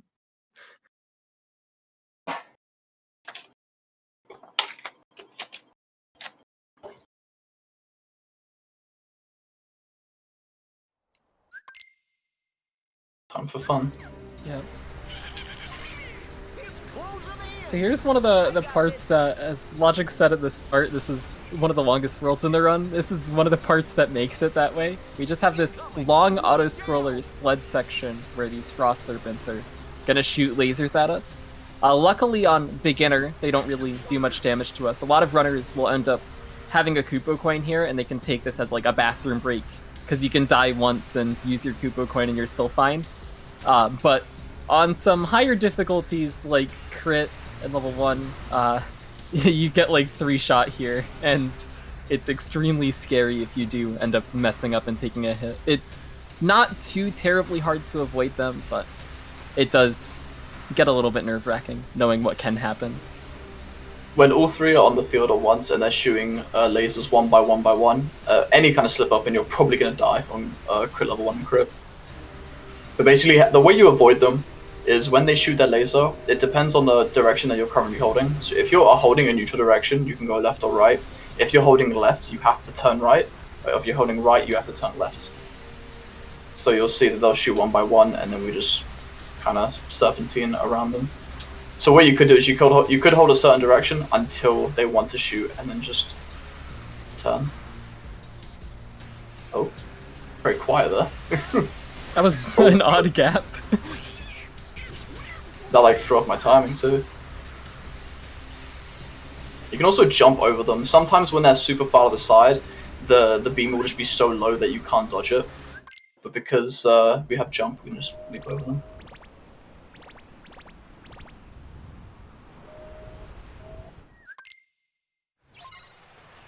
Now we'll be going through a sled portion. This is like one of the best areas for money. We get a lot of money during this section. And we take a specific route to pick up as much money as we possibly can, because some paths are littered with HP orbs, which we don't really need, and some paths are littered with money, which we really need. So we just want to kind of hang around the fast lanes and the lanes that give money. So the left there is completely empty, whereas this path provides a lot of money.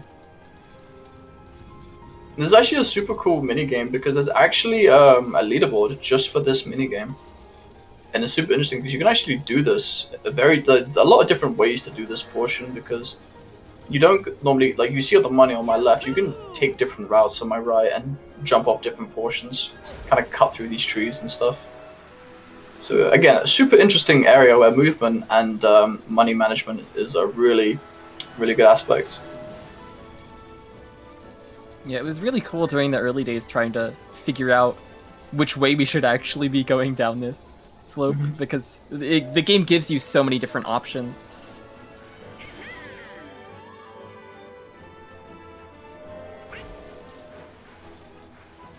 We'll be nearing the end of it now.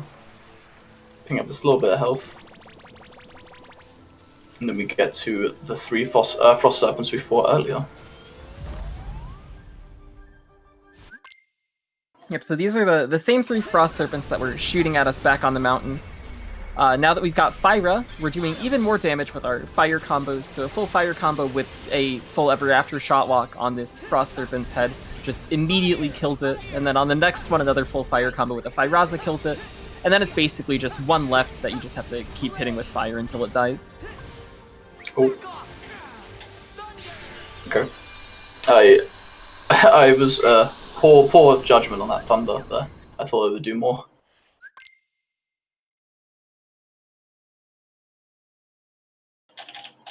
Now we're getting to a interesting part of the run, you could say. So right here, we're going to be meeting Olaf, which is everyone's fan favorite, right? Everyone likes Olaf. I love Olaf. Disney are holding us hostage to say this. We love Olaf so much.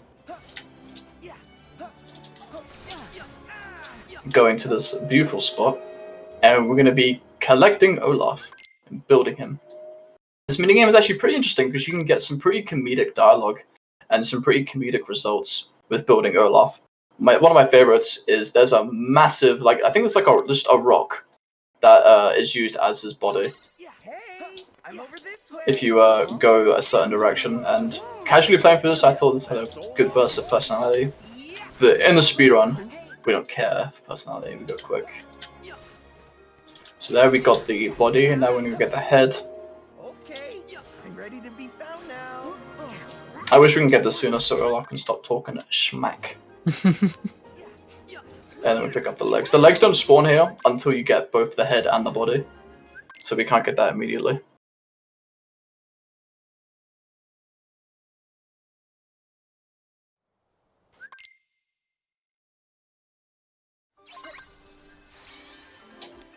And now we're seeing Simba again here on this forced fight after Olaf. Doing the roar twice takes out a good amount of the enemies, and then hopefully the Simba finisher will connect with everything and just nuke it. Very nice fight. Simba finishes are very scary because you actually don't know if it's going to work or not, because maybe an enemy dashes out of the way last second and you don't know because of the way the camera's set up. So it's very scary.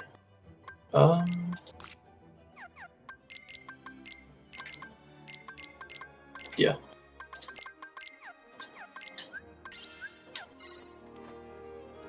Standard muscle memory is messing with me here for my menus. So now we have a better air slide, and we actually got double flight from that. We actually got double flight from Frost Serpents, rather. And double flight is what we were using double arrow guns for. So now we don't need to have double arrow guns to have good movement. And because of the terrain here, we're able to pull off some pretty sweet movement to get to the top here.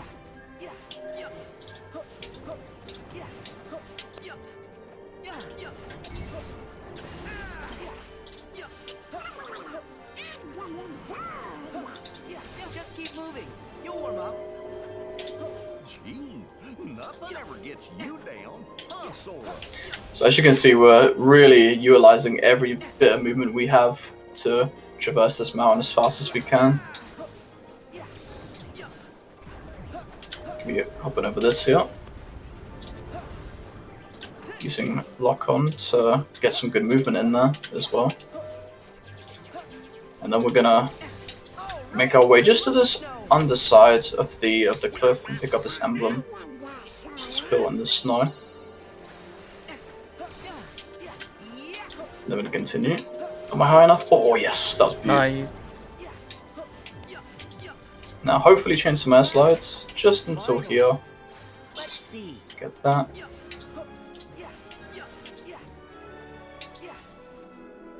Okay.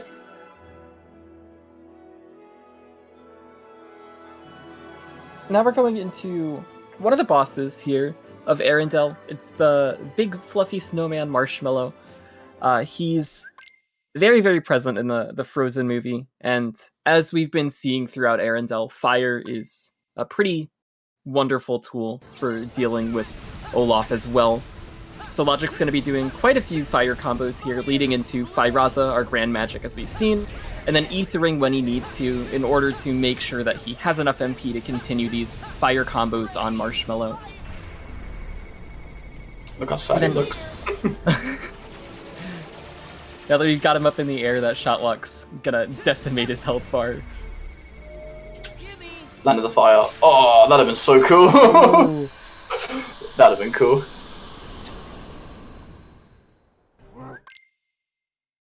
Now that we're done with that, we're now going to progress and have another large bit of movement where we're going to pick up a ring, which is extremely important, which is pretty well hidden, honestly. Before that, we need to pick up this emblem. Again, some of these emblems are cruel in terms of their hiding. Like, you really have to look super hard to uncover where all of them are on your own. Whoops. For me, casually, the one at the top of the wall run before the frozen sled was my first, and it kind of made, like, reminded me, like, oh, I forgot I need to look for these. I did not get many lucky emblems on my casual playthrough at all. Yeah, I think I got like a max of like 3. But it makes for a really cool speedrun, so it's all good. I'm gonna be doing some wall kicks and some swings. Although we talked badly about the overhead swing at the very start of the run, it's actually really good for closing the distance between an enemy and you, or an object and you. Hopefully change some air slides. Nice, pick up this. Oh, that's just mean. That's so harsh. And I'm gonna keep going onto the best fight in the run. The people's fight. Everybody loves it. Oh, come on, Sora.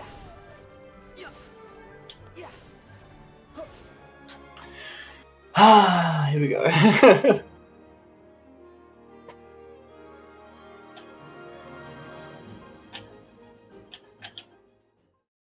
So what we'll be doing here is we're actually going to be utilizing Simba's movement. Simba was obviously a massive damage dealer here, and the last time we're going to use him is to help us with movement. So normally you have to go to the right side, but here we can summon Simba and jump over here. And the timing I jump there makes it so I can just walk through this blizzard. Simba don't care. He'll just keep walking, it's all good. And then we're going to dismiss him right before the load sign, about here. I'm going to put on the force ring that we just picked up, hyper focus is there, and we're going to 10. Okay.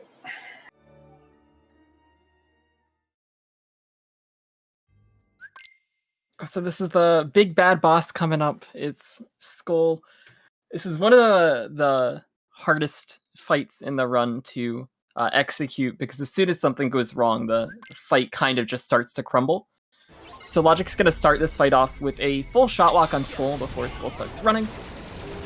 And Skull's just going to run around the entire arena. He's this big, scary wolf. And now, as Skull comes back in the next time, Logic's going to take advantage of Combo Master, which we just got, to start a ground combo and transition into fires, which will stagger Skull and go straight into another shot lock. Then here he's going to do a full fire combo, pop the high refocuser that he equipped, do another full fire combo into the Firaza, and get another shot lock off. That high refocuser refilled all of his focus.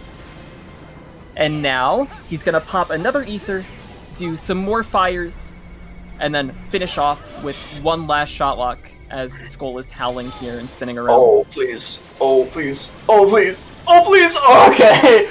Oh. Oh my god. Okay. Woo, man, that was scary. Okay. So that was actually extremely worrying, because we want to shot lock through that roar, and that roar has a very bad range. And if you get hit by that roar, it's kind of terrifying, because it's somewhat up to the game if you get the kill past that point or not, depending on the damage you have on him.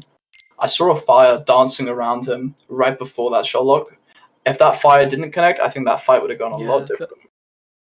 As soon as, once Skull roars once, then he'll roar a second time afterwards, and as soon as he starts that second roar, he's just completely invulnerable.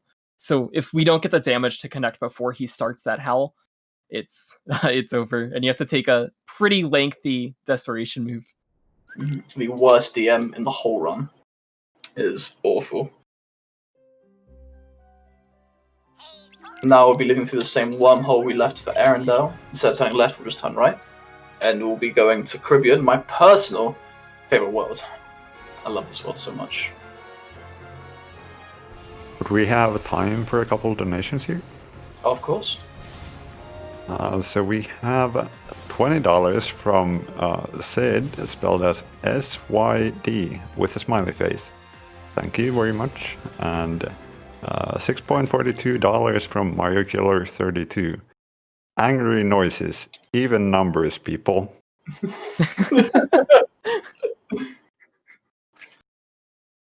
I'm happy I wasn't drinking water before that. You gotta keep it even, guys. I think now, just to make Mario super happy, we should just donate everything and just add this random number. Make it all odd. So now here we're going to be chasing down, I believe this is the Black Pearl, and we'll be using blizzards. We're going to be swinging to avoid this. Orlok has ruined this part of the run, because we'd be doing a lot of super jumps and super slides, but because of the Orlok, it kind of makes it difficult. Yeah, instead of going in front of us now, the game wants to target the enemies that are behind us, so we end up going backwards. Yeah. These two big Heartless are Anchor Raiders, and we're gonna deal with them using fires like we have been, and then transitioning into a full Ever After shot lock as well. These can be a little bit annoying. As you can see, they move around quite a bit, and then their hits interrupt you quite a bit as well. So if one of them comes and hits you as you're like trying to do the shot lock, it just completely knocks you out of it.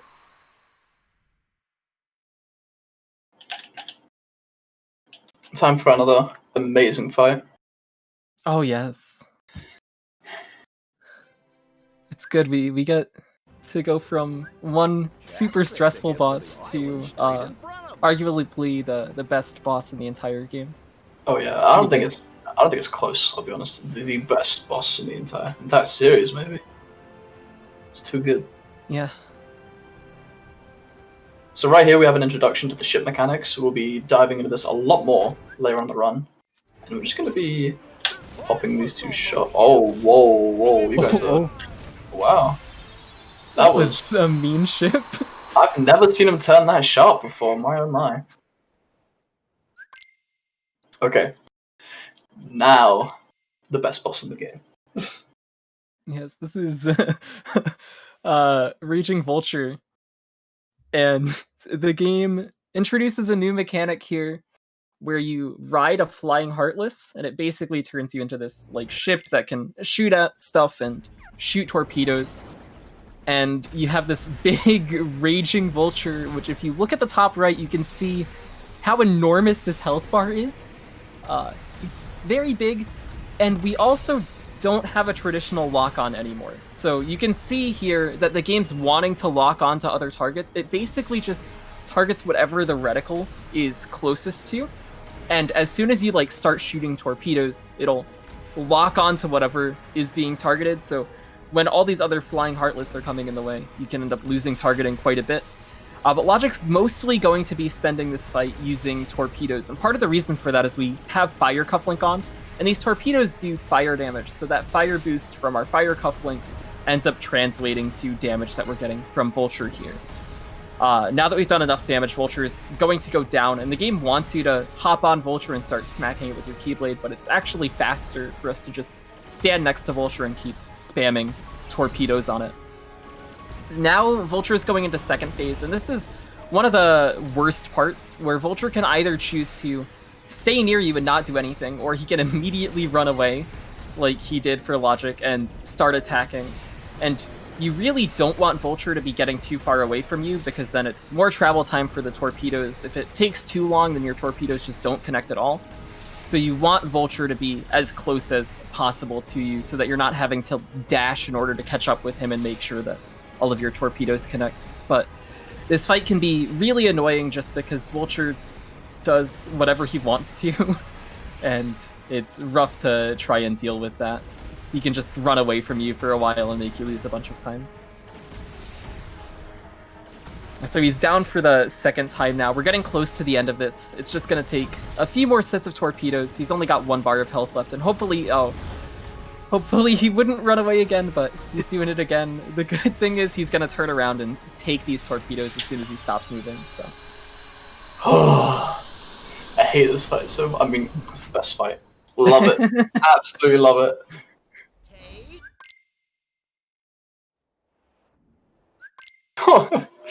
Oh yes, the evil donation count. Beautiful. Oh no. That's what I want to see, people. Love that. And now I'll be shopping. Be buying some more food here. I've got to be buying 2 crepes and buying a bunch of Uvas, and then we'll get the Mog card. Or as Twitch chat calls it, the Pog card. Yes. The Mog card basically grants us access to all kinds of food, as well as, I believe, puts a discount on a few things. I believe. I'm not too confident on that, but it allows us to have access to a lot more we wouldn't have already. Yeah, the next time that we're going to go shopping later on in the run, we're going to have quite a few more options that we'll be able to purchase, which are pretty important for endgame. Oh, I don't think we touched on it. We're swimming. So, yes. we're underwater, and keeping it in tradition to children's games, Sora can breathe. So we're just going to pretend like it's all real and carry on. This underwater segment is pretty interesting because it affects all our magic. And it's going to affect this fight coming up. Yes, so now we have the Lightning Angler. And as you can see if you look down at the bottom left while Logic is casting magic, we now have C variations of spells. So whereas we would normally have Fyra, we just have base fire now. It's just all of our magic is set to a base level. And Logic here is not going to be doing full combos. It also modifies our combos, so we only have 4 instead of 5, even with our combo plus. But Logic's going to be doing 3 fires and then dodging because it's actually faster. He was a little too close for me to feel comfortable there. And now, instead of getting baited picking up that chest, we're actually going to pick it up now and get a very, very useful link here, which is Ariel. We'll discuss Ariel once we bring her out in a fight, but you will see how insane she actually is. She's also the only link in the run that you can miss, because you don't have to open that chest, but it's very important that we do. Mm-hmm.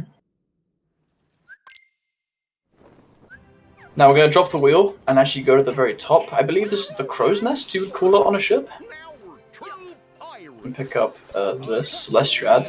Celestiad is a very, very good accessory because it provides boosts to all of our magic. We lose the Faraza, but it's okay because we get Faraga very, very soon. I'm actually going to eat now and get an extra magic stat. 10, and we're going to put on Thundaga. We got Thundaga from... I forgot the fish's name. Lightning Angler. That's it, Lightning Angler. We got Thundaga from Lightning Angler, and Thundaga is a really good AoE magic that will help us going through Caribbean. Going to be destroying these 2 ships here. I want to have, if you look in the bottom left, there's a blue bar. I want to have the bar around 80 to 90% full, because I want to capitalize on this opening.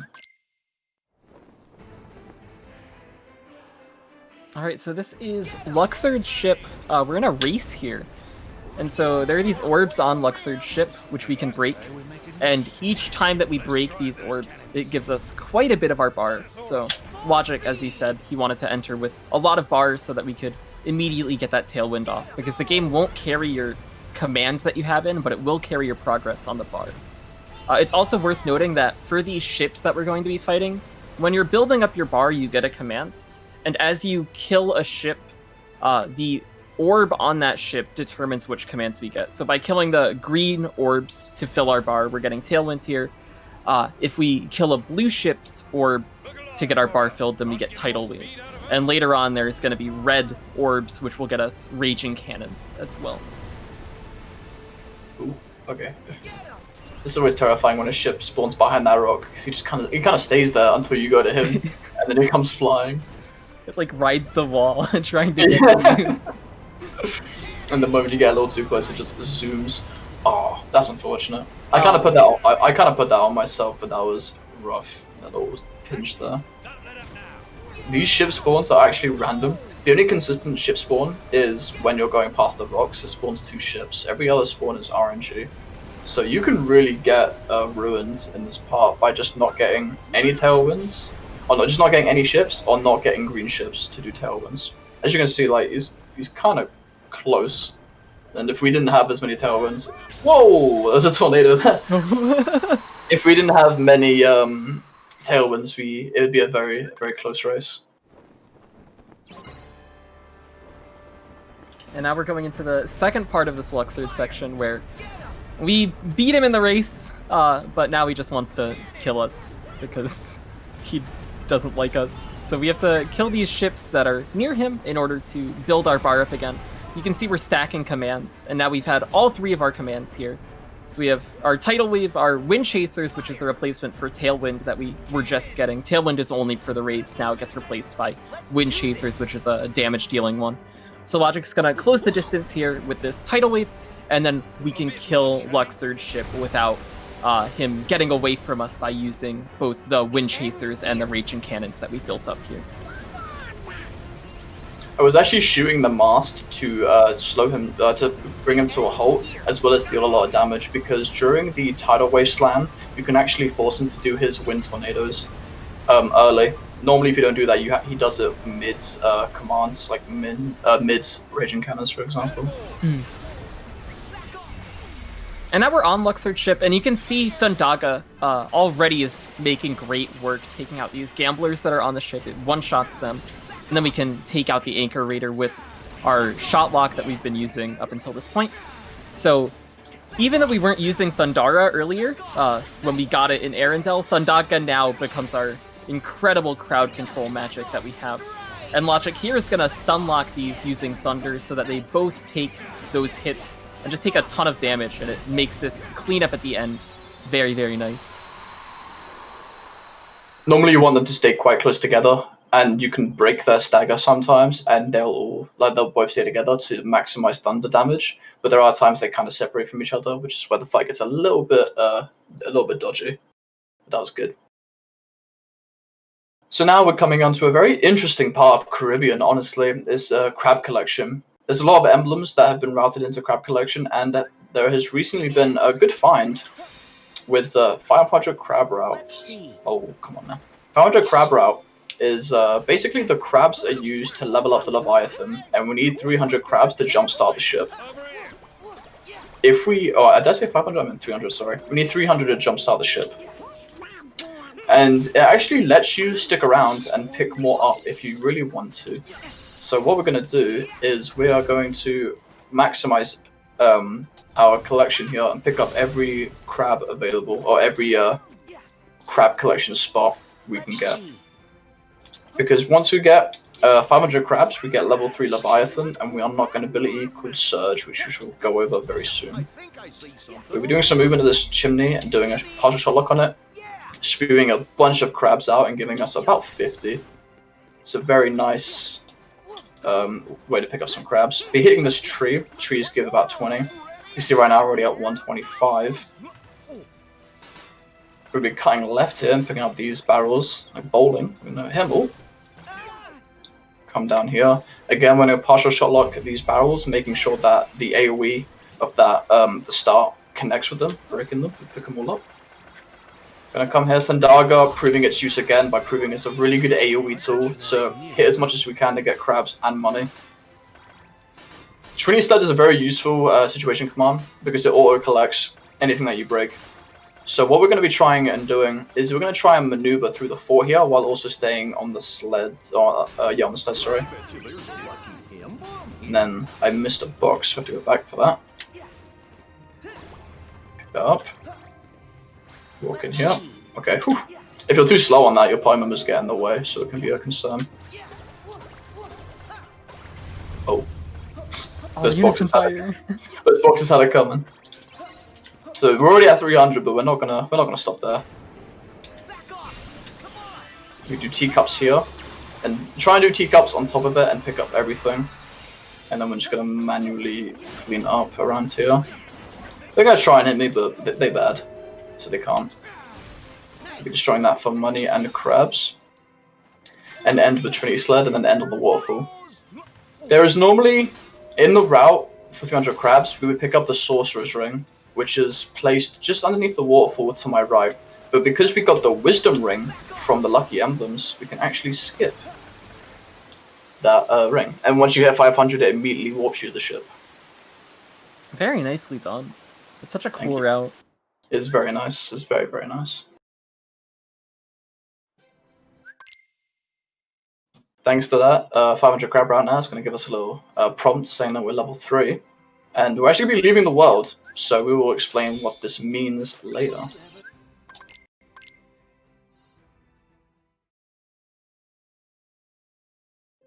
We're now going to be going to San Francisco. A really good world, honestly. It's fairly solid. There's not a lot of silly fights in there, and it definitely challenges you as a speedrunner. It's very nice. Yeah, San Fran's one of my favorite worlds in the whole run. The movement throughout it is very cool, and the fights, as you said, are not bad at all. They're not like RNG based, they're pretty solid.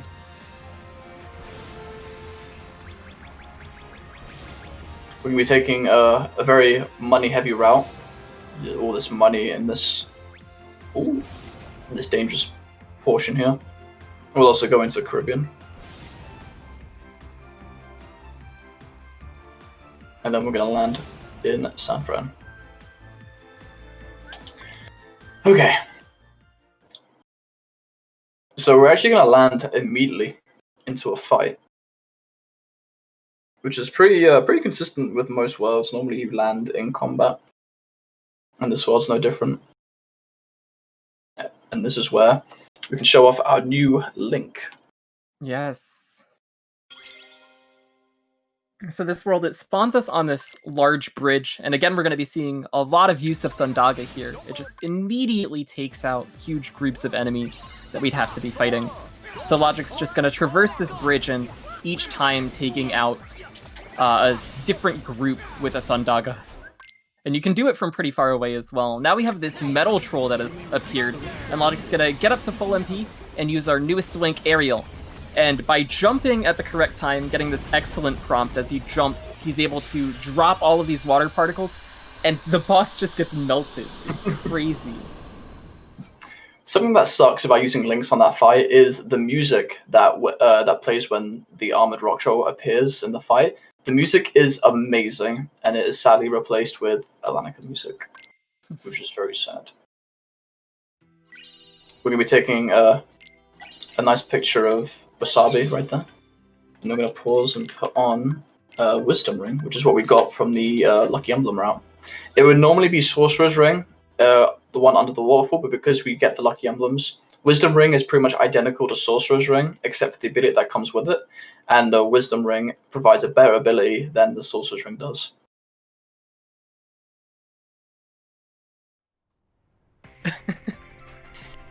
Poor Rain. So now we're going to be going through a really cool portion here, a really nice bit of movement. So right out the gate, we're going to air step up here and position ourselves in a particular way, so that way we can take pictures of emblems really easily. That's 2 for free, and then we carry on with the minigame.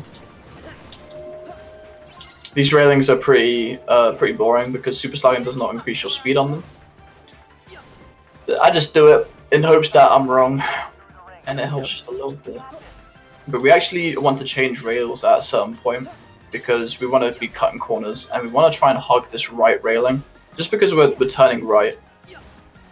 And just through simple mathematics, it is just better for travel time to remain on the right rail than it is on the left. Going to be going this air vent over here. And we're going to be air stepping to that pillar down there through the ring. And I hate when the game does that. It will be taking us to the ball. And now we want to do some fancy movement over here. Cancel it, fall down a good bit, and air step up to the top of the building. Air slide to this building. Initiate this point here. Come over here, cancel, and then go up. And finish. Normally, in any percent run, you would want that done in under a minute, but because we took our time to pick up the 2 emblems, that adds about 10 seconds. It's very good. I believe OSnap found that route with the emblems at the beginning, and it's still as good as it was back then. It's very strong.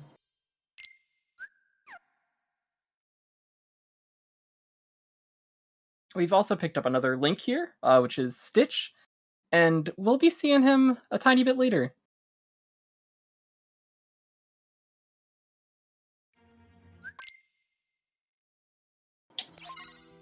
Now I'm going to be talking to Hero going back to the city. It's pretty nice because it fluctuates between daytime visits and nighttime visits.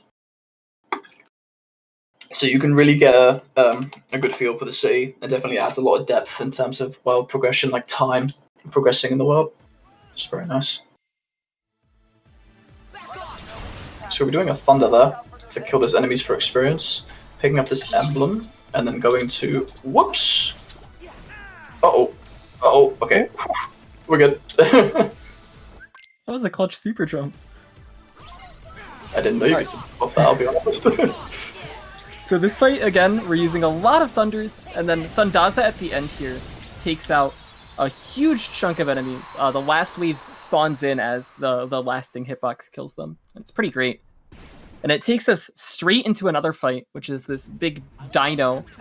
So Logic's going to get back up to full MP and try and lure the dino over towards the wall here and go back into Aerial. And as we've seen on the bridge earlier, Aerial's really, really solid at damaging large targets that don't really stagger or flinch around because they just stand there and take all of the projectiles that are coming down. So this dino's health just gets completely melted. Yep.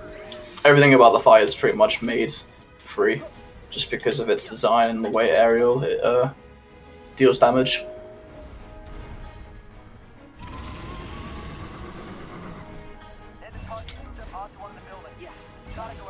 And then we'll... Oh! He's juking me! Oh, yeah! The little man's juking me. So there's actually a little Heartless in there, in the tail. And he is a juke god. I don't know how he does it, but he is bobbing and weaving. I can't ever hit him.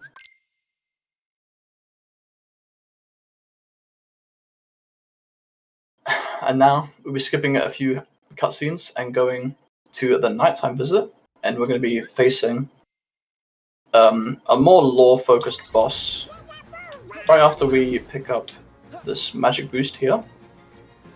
Struggle wants to show off a little bit, that's fine. We're going to land here and capture this light lucky emblem. as we said earlier, some lucky emblems are just cruel. Let's see. And then we'll progress into the fight. What I want to do here for this opening is simply just meow wow to knock all the money out of the lamps, because every lamp here has a good amount of money on it. So now I can just kind of pick up everything. Yeah, so this section is basically just a timed section where we have to wait because we can't hit these dark cubes that are attacking us here. So we have time to pick up a bunch of money, and then there's also an item that Logic's going to pick up here, the Storm Fan, which sells for a good amount. Let's see. Cheese. Yeah. Here he comes. Oh, here he comes. My favorite thing to do is when he goes down to punch you, you take a selfie with like cheese right as he's about to connect with Sora. Always makes for a good picture. We're going to be going to Wasabi and saving him from this big orb. We're actually going to be picking up some emblems as we go through here. So instead of going to Honey Lemon, we're going to position ourselves to instant mutate. Whoops. Oh, Sora. There we go. I want to be falling it down here. And these blobs basically are destroyed when you hit them with a corresponding magic in regards to its color. So you hit blue blobs with water and blizzards. The red, whoa, the red one's with fire. And the yellow one's with thunder. While I wait with that, we want to position ourselves here. Let's see. There we go. Fred, you okay? Do that super cool movement there. Good Fred. That was nice. And then go on top of this ball to free. Whoa, or not! Go, go. Are you That lamp's a double agent. There we go. And now we run everything over. We just do this for free experience. There you go. And now we're going to be not going to the boss immediately. We're going to be taking a slight detour. Or are we? I don't know where I'm going. Alright, we're taking a slight detour here. And we're going to be picking up some emblems. Oh, come on now. There we go. So there's one all the way up here. And then we want to fall down all the way. Oh, welcome me, Sora. Come on, buddy. Pick up this one up on the staircase here. And then we're going to pick up one of them on the blimp over here. Some of the air step points are pretty weird, where you need to be at a certain angle to use them. But we there's a lot of points around, so we can kind of work around that. I really hope that doesn't stop me from pausing. Okay, we're good. Nice. And now here we put on Hero's Glove for the item boost. Put on an Ether. Abilities, we want to put up Magic Galvanizer and Super Slide. We want to eat, use a Magic Boost, and customize Faraga now.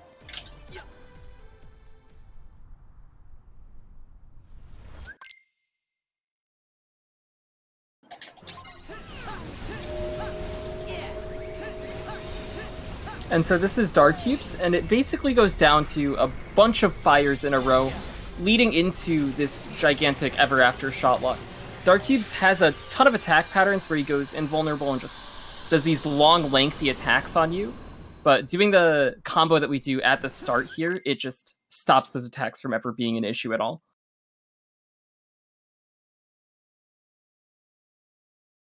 That's because we know what we're doing, Trooper. In a casual experience, if you let him go invulnerable, oh man, he is a nightmare. So he has that one attack where he like turns into a spinning top and just goes out of the arena and comes back in, and he does it for like 20 seconds, and it's awful. I hate that so much. Like, God forbid you mess up that fight, and that happens to you. You just gotta watch him just in and out, messing with you. It is awful. So now we're going into the final boss of San Fran, which is Dark Baymax here. And this boss fight is a little bit of an auto-scroller. So just like on the rails where we could hold R2 to shoot, we can shoot at Dark Baymax here with this big blaster.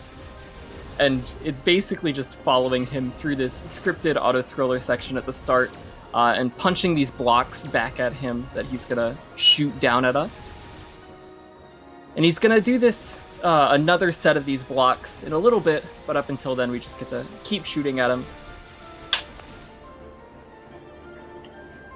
This fight is sadly kind of a bore. Yep. Second phase is a lot cooler though, so I guess I'll mix up for it.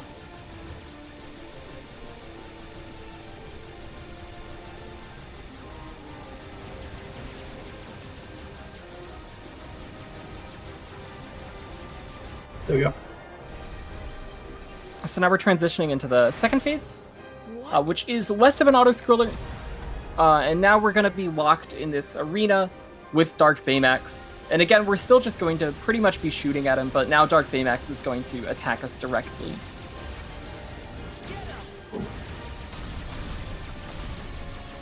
And so here, since we're on beginner, we can basically just tank all of Dark Baymax's hits. He's going to do this big power-up and then start dashing around. And we can just shoot him the entire time and then just go up close next to him, punch his blocks back at him, and keep on wailing on him.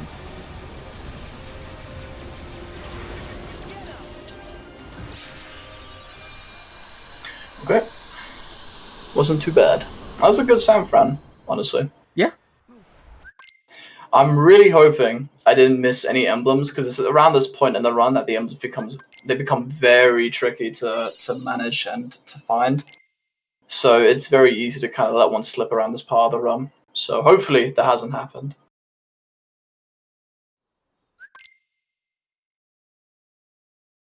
We're now going to be going back to Caribbean, and instead of focusing on the story, we're actually going to be taking the scenic route, if you will. And we're going to be exploring pretty much the whole map of Caribbean on the ship. Once we get on the ship, we can explain further. But this is, normally in the 80%, this world is... How long is it, Swift? I want to say like... Yeah, it's 10 minutes, I think. just around 8 minutes. Slightly shorter. I think you have a 742 in record. Oh, damn. And I said 10 minutes. Jeez. And it is extended to around 15 minutes because of the movement that we do.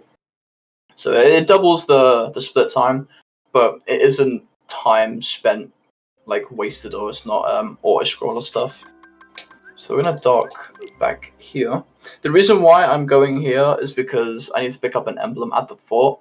I actually forgot this during crab movement, and my muscle memory is very bad because I keep forgetting this emblem on the ropes. But it's okay, because it's like one of the nicer ones to miss, because we can go back to the ship.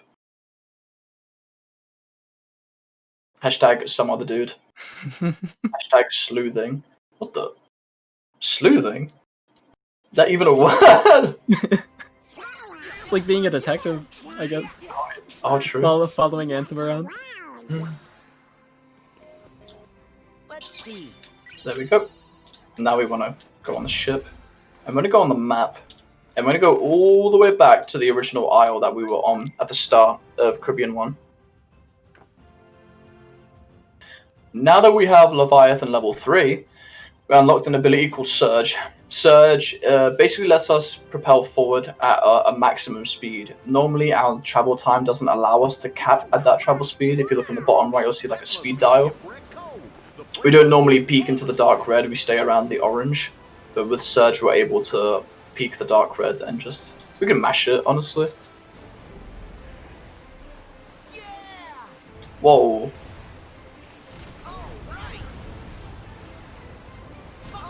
We're now going to be traveling to the islands to pick up emblems. Emblems are scattered pretty much on every island.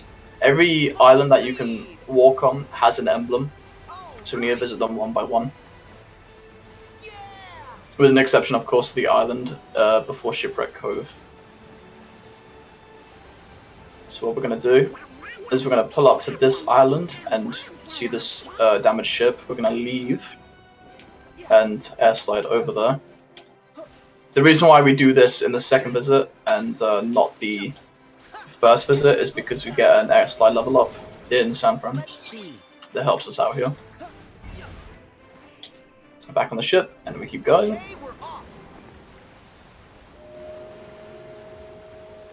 Yeah, one of the really cool things about Lucky Emblems is you actually get to explore Caribbean. That's one of the very strong points about this world is how much exploration there is to it. And in any percent, we don't see any of that because we're just rushing through the story. So this time we actually get an excuse to view the rest of the world, which is really cool. Oh, I'm kind of worried about these ships' positioning. You can't leave your ship if there are enemy ships around, and with them spawning so close to this island, I don't think it's going to give me a chance to leave. Ooh. Yeah, I'm gonna have to kind of stall here. Oh, despawn, please! Oh, they're waiting for me. I gotta turn around. No. Oh my god, they're like sandwiching me. Oh no. Okay, I actually need to put some distance between myself and these boats because they are not going to despawn just from where I am. Okay, there we go. Now we can turn around. Nice. Imagine the boss ship spawns now. Oh god. Like on the way back. Alright, this is a very poor place to park the ship, but I didn't really have a choice because of the spawns of the ships. The spawn of the ships are random, so there are times that they can spawn like right on top of where you want to leave your ship, which means you have to do some extra work to avoid them. Oh, okay. Whew.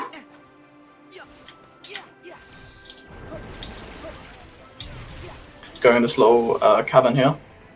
One of the emblems given to you for free right there, and then we're gonna come down and grab the one that people might miss, which is this big one right here.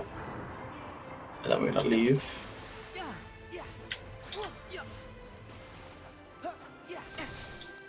Oh, thank God. Okay. Ooh, nice. Can I reach it from here? Oh no. Oh no. Oh no. Oh no! Oh no! Oh no! No! Okay, there we go. Oh, there we go. Alright, and now we want to return to the Huddled Isles, where we'll be taking another route to pick up more emblems.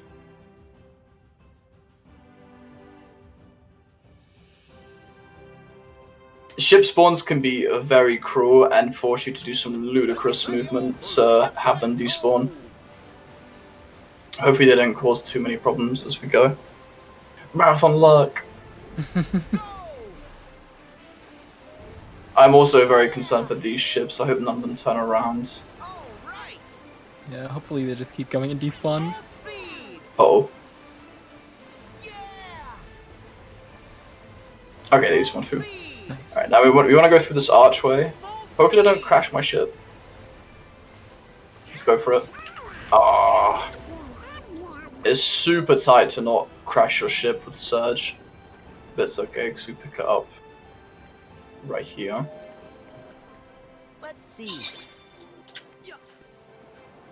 Then we keep going to this very small sand island coming up.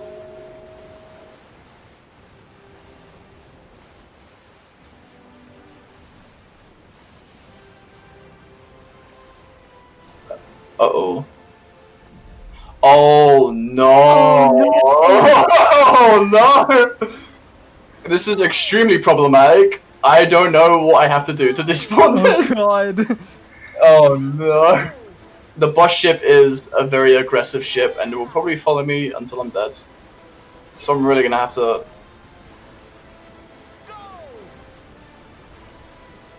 Okay. Yep, it's gonna chase you across the 7 seas, just so you know. Yeah, well. Oh, okay, I can bring it back around. There we go. Okay. I was waiting for it. Marathon luck. Honestly. I've never had the boss ship spawn there too, which is the great part about Wow. A hole in the ship. it. We grab it in this little wooden barrel mess here. Alright, everything looks right. I should have the right amount. Nice. Now that we're here, go back to the huddle aisle. Okay, we got one boss ship spawn. Let's not get a second. this final island I'm going to is very harsh if you do get a boss ship, because the spawn of a boss ship is extremely close to where you want to leave our ship. So if we have to do any other movement to escape, it's going to be very rough. Yo, these spawns are absurd. Yeah. I've never had them like spawn in front of me like this.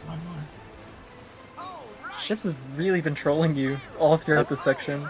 Oh no, jeez. Oh boy, so alright, they sailed off quite far. Alright, we're good. I'm gonna put some distance between me and this island, because we can't leave our ship immediately. So now I think I put a little too much distance, actually. It's okay, we're level 3 S, like we can cover ground fairly quickly. I bet we'll find some ingredients around here. Cool anchor raiders, but we ain't gonna stick around for too long. Okay.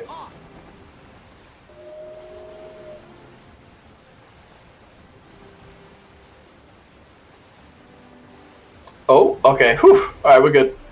Nice. Pure fear. If none of them do a sharp U-turn, yeah, we're good. Okay. Oh! Come on, Sora. Go, go, go, go!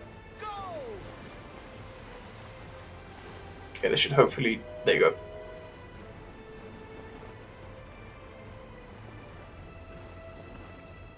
Takes a while for the cancel to become available. It is worth for every category. 500 crab route is the new thing for any percent, as well as every other extended category. I don't think there'll ever be a reason to do 300 crab route again, because of the benefits the ship brings with level 3. We're going to be killing enemies as we go here. Pop a Thundaza when they're all lined up. It kills pretty much everything on that slope. Oh, okay. I don't want to get this sneaky emblem in the water. Now we get that line up, and hopefully we can... There we go. Okay, we're off.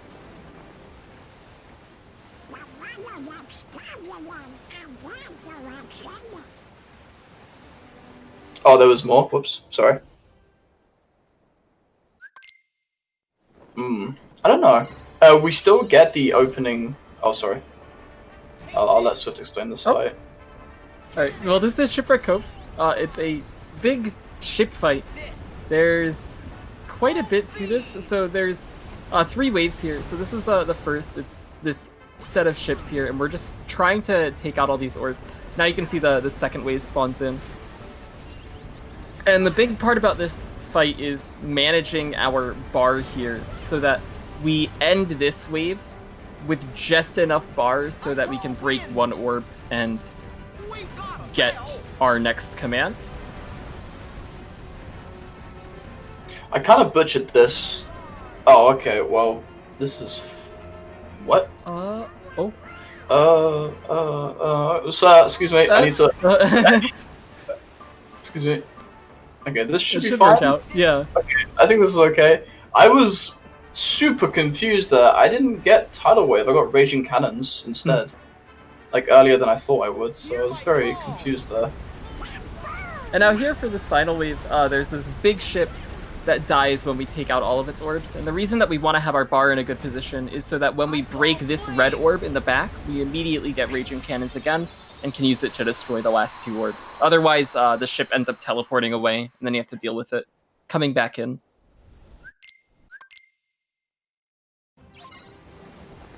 And now we go to Shipwreck Cove. A good thing about Leviathan level 3 is the fact that we get additional cannons on our ship. Additional cannons means additional damage, and it also means that our bar recovers at a quicker rate, or it grows at a quicker rate, because more shots are connecting. So, we'll be able to quickly make work of the Kraken here.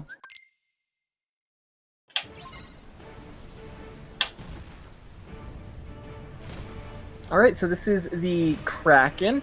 There are a few things that we're taking note of here. So there's the big tentacles, that's what we're shooting at. It has the shape on it. And there's also the Flying Dutchman that is going to be spawning all in different areas along this fight. And hitting the orb on the Flying Dutchman gives us quite a bit of bar, which builds up towards our Raging Cannons, which is going to do a lot of damage to the tentacles. So Logic's going to be trying to hit this orb as soon as the Flying Dutchman spawns every single time. Sometimes the tentacles can make the shots a little bit weird. Like that spawn in particular can get a bit weird with the tentacles blocking the orb. But Logic handles it very, very well.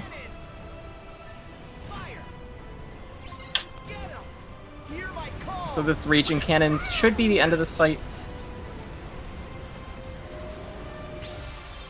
Okay.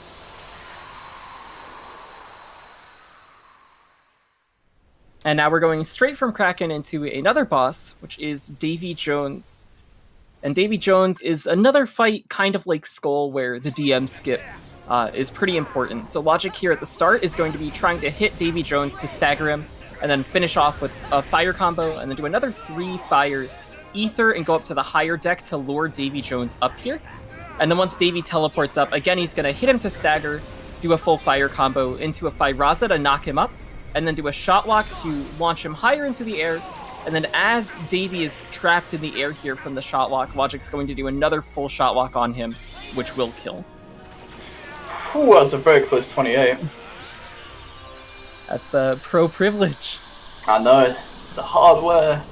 The base runners would have to use Pirate Ship, which we actually got partway through that shot lock. Pirate Ship does the same, roughly the same damage as the shot lock, but you have to do more to get the damage out, and there's actually a chance you get DM'd through the Pirate Ship, which is a concern that a lot of base runners have, and makes Davy a very scary fight. But for PS4 Pro runners, fight's easy.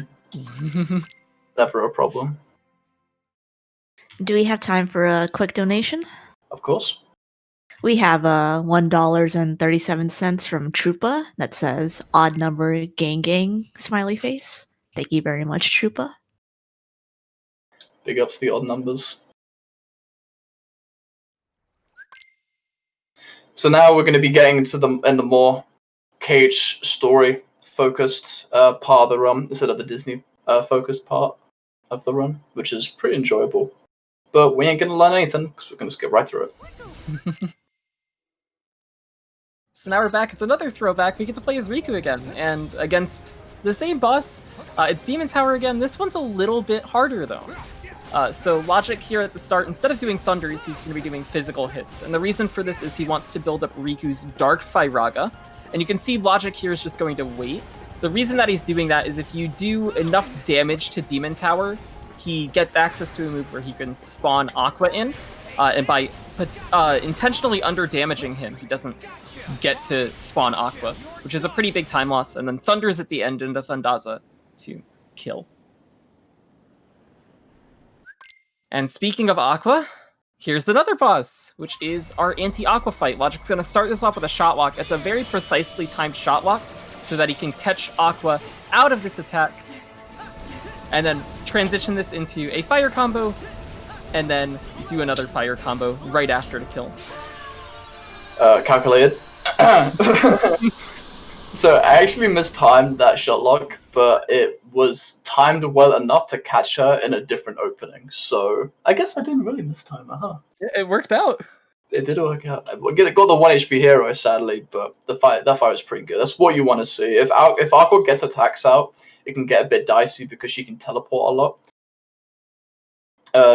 She follows a very similar attack pattern to Zodiac Aqua in 0.2. And kind of plays like that, but because of the tools we have in KH3, we don't really get to find that out on the run because of how quick we get rid of her.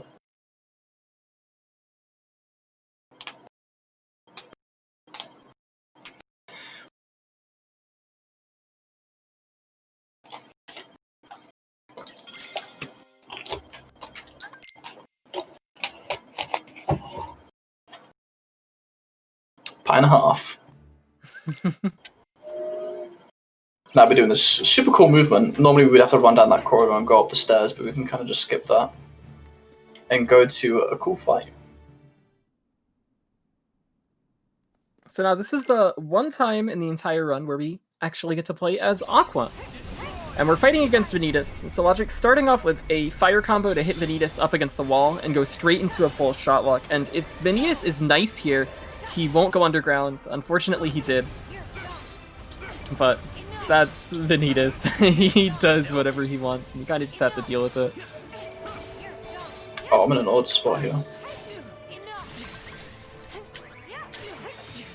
And Logic's popped in Ether to get his MP back. He's got Spellweaver now as well, which is going to be doing quite a bit more damage than Aqua's base combo as well.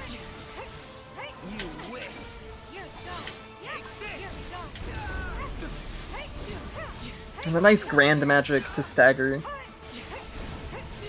Vanitas should go down to a few more Spellweaver hits here. That's good. Spellweaver is a very, very good Keyblade transformation. The finisher of it does pretty much a bar of damage, I think. Somewhere around there. It's absurd how strong it is.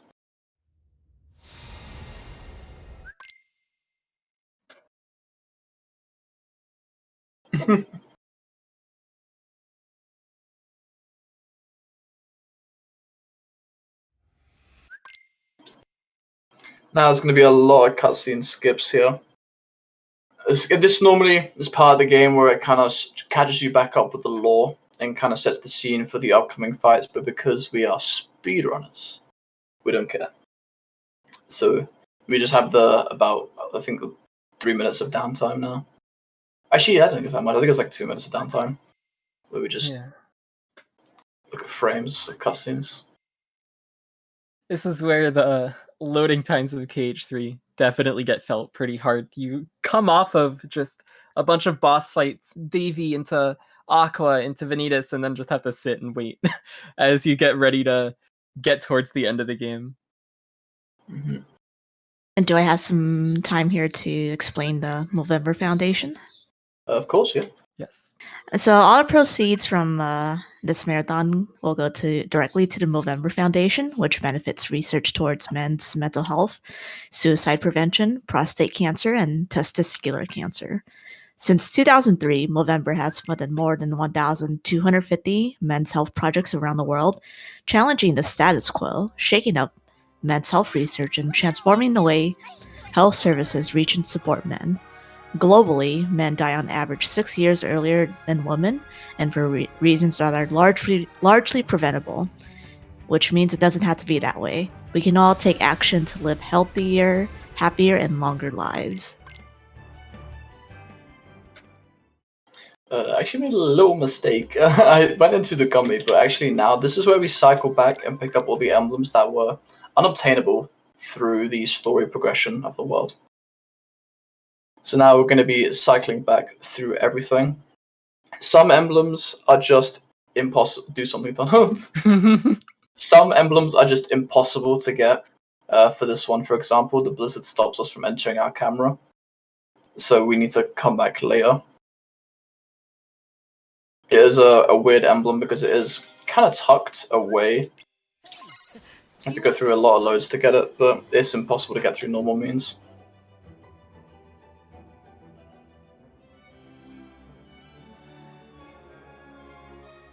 Think the snow's deep enough? Right here.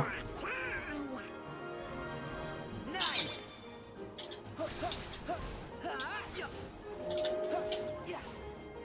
The nice part about it now is we have level 3 air slide, so we have the best normal movement possible except for glide. But glide isn't really such an important movement because we have our air slides. You can chain them along with wall kicks and such to have good movement.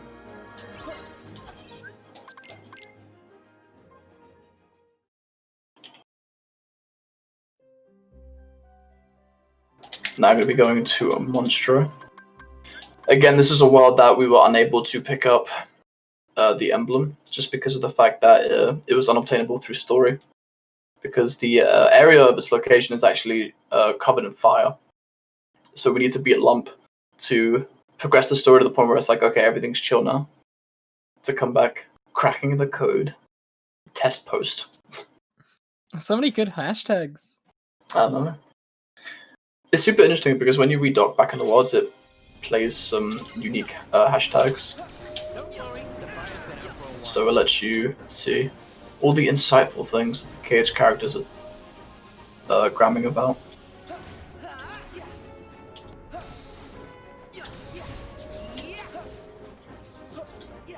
Gonna pick this emblem through the railings. There we go. Now we can go.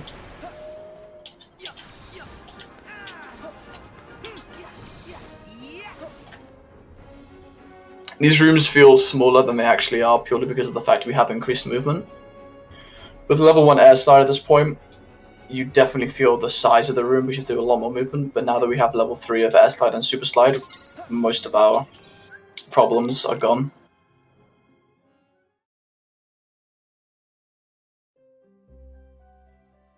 Now I'm going to switch back and go to the tower in the Kingdom of Corona. So this is one of the worlds where you actually can get this emblem whenever you want.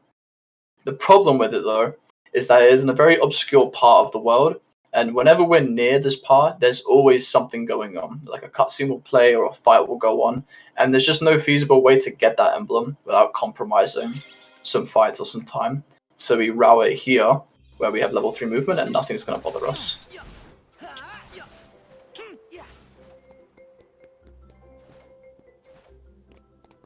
And it's these rocks down here. Oops. Oh, yes, the movement. Ooh. Okay.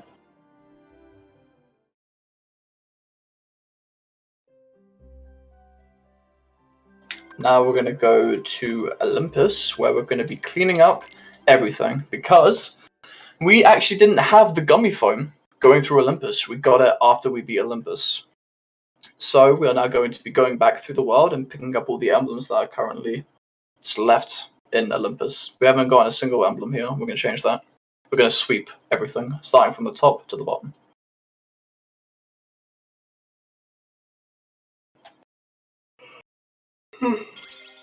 Okay. I apologize for the yawn. Let's pick up this very visible emblem here. And we're going to take a side route that many people actually probably didn't find out if they didn't go for emblems or they just picked a certain direction. But basically, this is a cool forge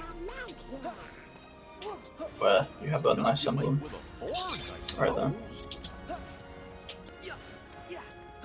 Yeah, that forge area is so interesting, and not a lot of the worlds have a set piece like that that you can interact with. So it's very cool that in this first opening world you have something like that. Yep. It's a really cool just mini game that you can just straight up miss, which is really a shame because actually it's a super interesting mini game. Now we're gonna keep going. We're gonna go this way and go down this railing. There's a lot of Olympus that is just left unexplored because the story doesn't have us go there. If we go through this hole, we need to clear this up. There we go. Oh, apologies for that. And we can kind of super slide past these guys because we have level 3 super slide. If we had level 1, we wouldn't be able to go right through them. And get this super cool emblem off in the distance there in the clouds.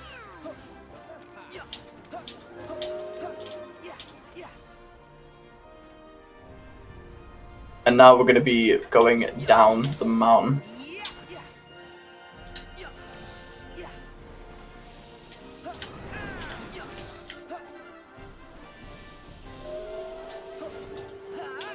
Oh. Sometimes movement can be a little difficult with level 3 abilities, but you can get some good movement if you know the right walls to bounce off of. And do we have a moment for another donation? Yeah, we can squeeze one in.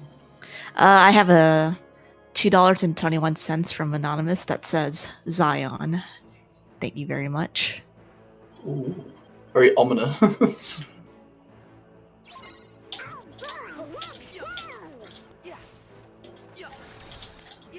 It feels very weird as a runner coming back here when we were just here about 3 hours ago.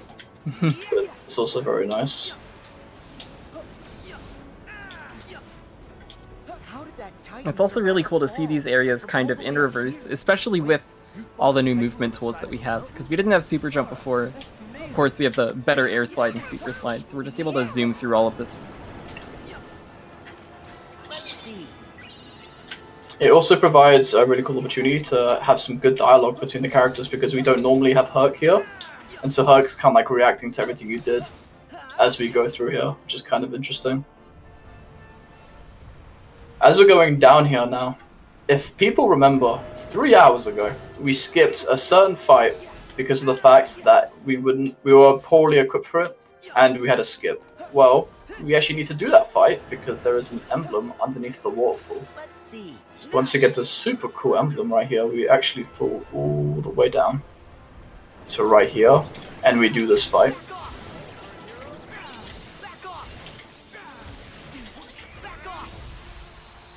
It goes down so fast. I know. Just thunders. There we go. That's a very mean emblem, because if you do know that trick as a casual and you do it in your playthrough and you don't know there's an emblem behind there, you probably just won't find that emblem. Okay. And now we fall all the way down. That's odd. The river's never this full.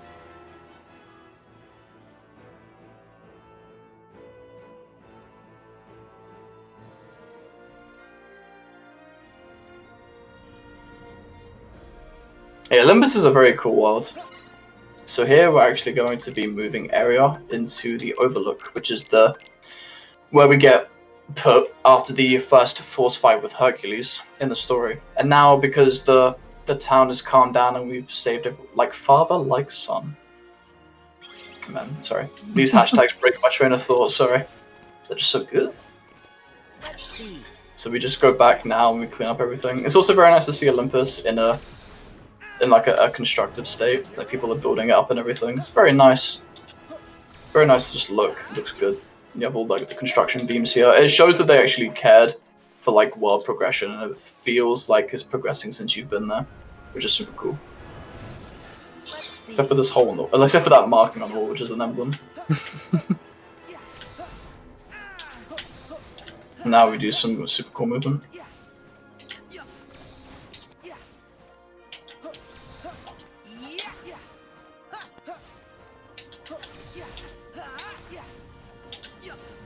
Now we're going to cut right here. This wasn't available to us when we were going through the story because it basically provides a shortcut for us. So now we're able to come get this emblem tucked around here.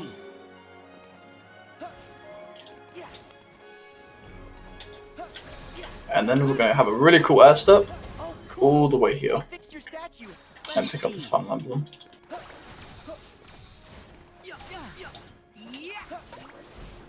And now we're done with Olympus. We can leave. Very nice.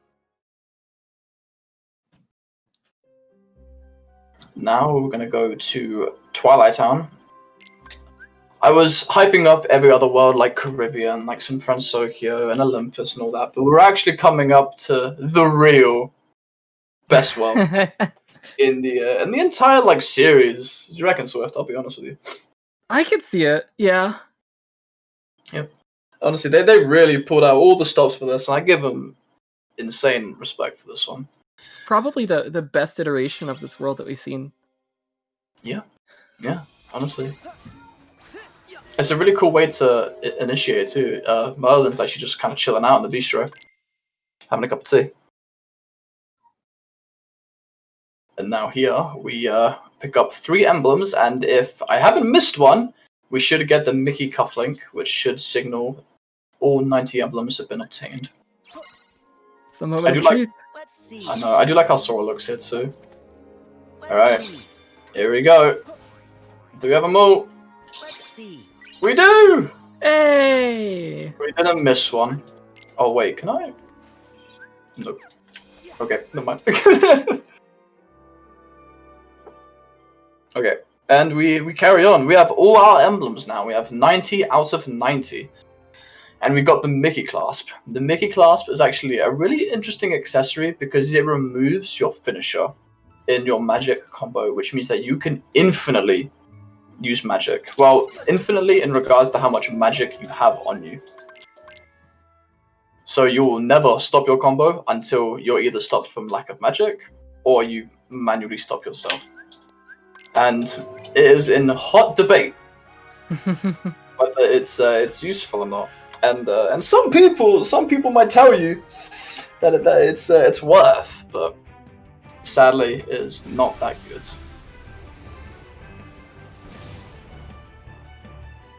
So we're on our way to the end of the game now. We're on the way to the Keyblade Graveyard, which is the last section.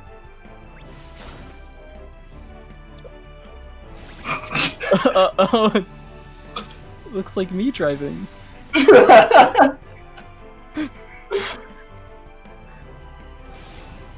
It's okay. It's alright. We're okay. We're okay.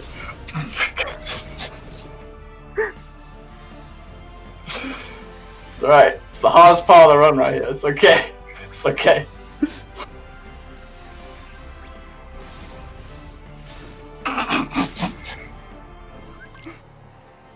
Anyway, yeah. So this is the last Gummy boss fight in the run. Unfortunately, it's the only one that we can't skip. You can do the same Gummy boss skip to break out of the fight, but we can't actually get out of this room, so we do have to fight the boss. There's a weak point at the top that we have to destroy, and then down at the bottom it spawns all these little beams that like light up, and we have to shoot all of those weak points as well to deal as much damage as we can. So they're gonna pop out here.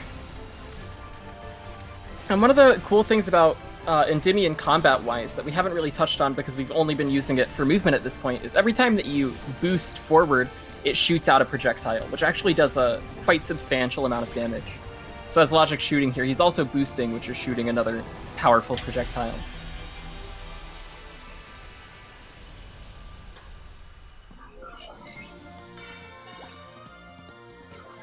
And now the gates open to allow us to progress to Keyblade Graveyard.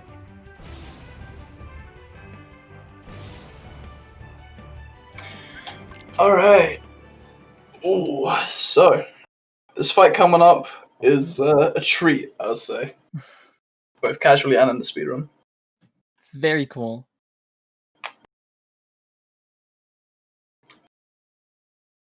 It is a serious treat. And it's really interesting because I actually used as a keyblade that isn't ever after, which is very cool. So this is the 10k Heartless fight. It's a bunch of Heartless. So Logic here at the very start switched to Shooting Star and did a Buzzsaw in order to get double arrow guns. And that's going to be the huge star of this fight. In the past we used to use Meow Wow and hop around and do finishers to take out enemies, but Logic and Dutch found that using double arrow guns here, you can do the first 3 hits of double arrow guns and then dodge, and it does an incredible job at clearing out the Heartless that are present here. So you can just keep doing the first 3 hits and then not do the finisher and dodge, which also shoots out some projectiles, and it takes out all of the Heartless here.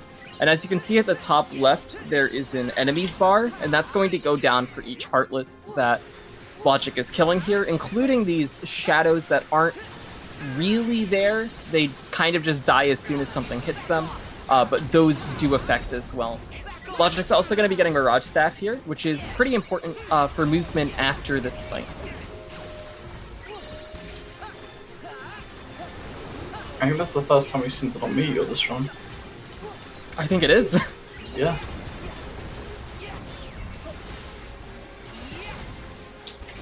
So again, doing another Buzzsaw to build up those arrows to get double arrow guns again, and then going back into it and using it to clear out more of the Heartless that are present. And we're going to get close here. We're getting pretty close to the one thing that we really need in order to end this fight. So the fight actually goes forever, and it can only be ended by using the finisher of the Mountain Coaster attraction. So this is the return of an attraction that we haven't seen since the very beginning of the run.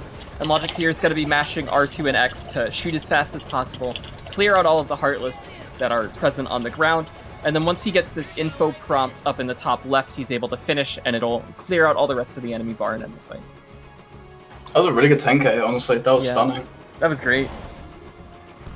Something really cool as well is I actually built up Ever After in the fight, and we went over the point that Ever After isn't good in this fight. However, it is very good for the movement because what would be a dodge roll in base Sora is actually an air slide in passive Mirage stuff. So we're able to have really good movement without really any kind of risk. So we're really easily able to just air slide across the floor all the way to the cutscene there.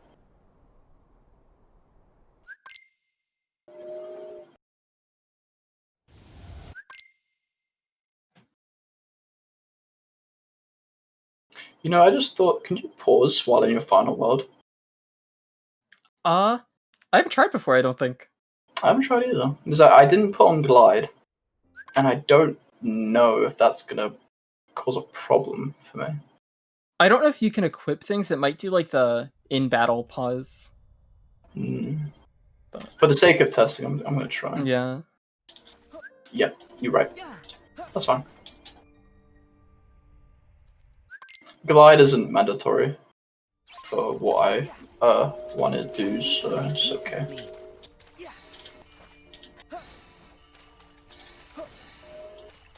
So this section is Sora collection. As you can see, there are quite a few Soras here on the ground. There are different copies. Sora's basically been sent to this final world, and he has to put himself back together by picking up all these copies of him.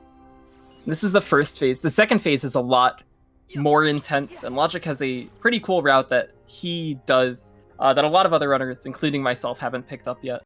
But he makes it look like it's the best way to do it. What a weird place.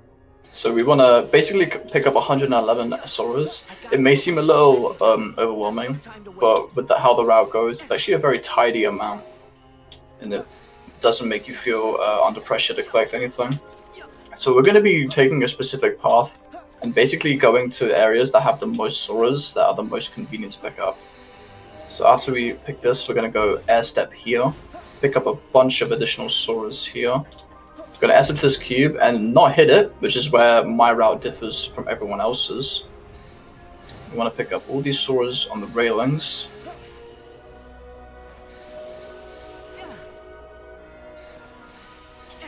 And then we actually want to hit this cube here. And by hitting this cube, we actually move the entire map. And by doing that, we change the availability of some Soras. So now we pick up all those ones by standing in the middle. We'll climb up here, picking up a good chunk. And then right here, we just run against the flow of clone Soras and pick them up. We're going to hug this wall when we fall and try and pick up some. We don't, sadly. I'm going to have to pick some up here. And then we end on this build up right here.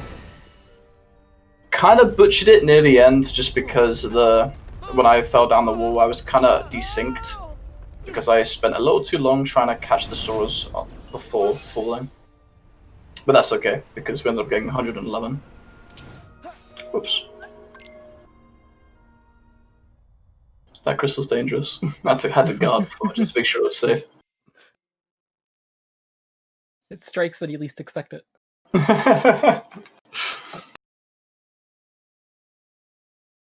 And so now we're going to be progressing into the liches, which is followed by a pretty extensive menu and a really cool glitch. I'll let Swift explain the glitch right after I shop. But basically, we want to be picking up a few things and selling everything that we got from the emblems. The things that we have equipped right now are the best things to have equipped at this moment. So most other things that we have, we can just sell for food and ethers, which is what we're going to do. And the nice thing about this category is, because we collect emblems and we get rewards, we can sell those rewards and get even more money than we normally would.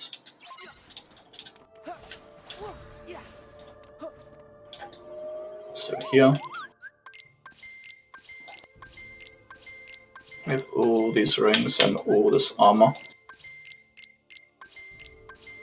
Then we buy the berries and the crab bisque.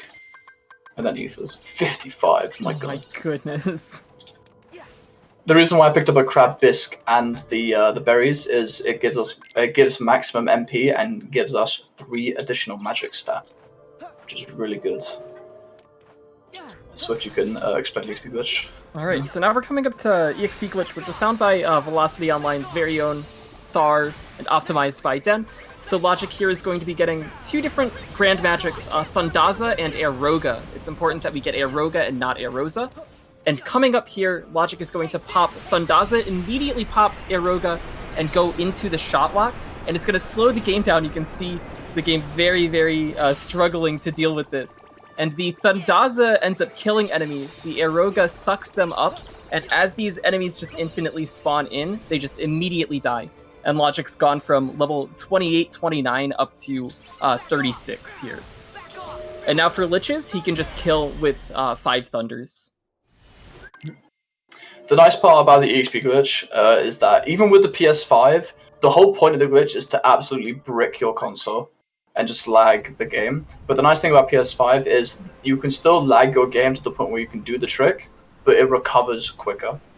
So when you're trying to do movement instead of it trying to climb back up to 60 or 50 or however many it is, it will more effectively go back up to 60 and lock at 60. It's another benefit with the good hardware. On base, you have to travel the majority of the distance with your game running at like 10 FPS. It gets really scary on base, like the game might crash. I don't think anybody has crashed from it, but the frame rate drops super low. I've been scared I would like lose my console or just blow up just from how much goes on there. There we go. Now we've equipped Nano Gear, which is the key that we got from San Fran. The Nano Gear shot lock is a very good shot lock because it differs from Ever After, because Ever After is a gradual damage dealer, whereas Nano Gear is a one and done, everything hits at once kind of deal.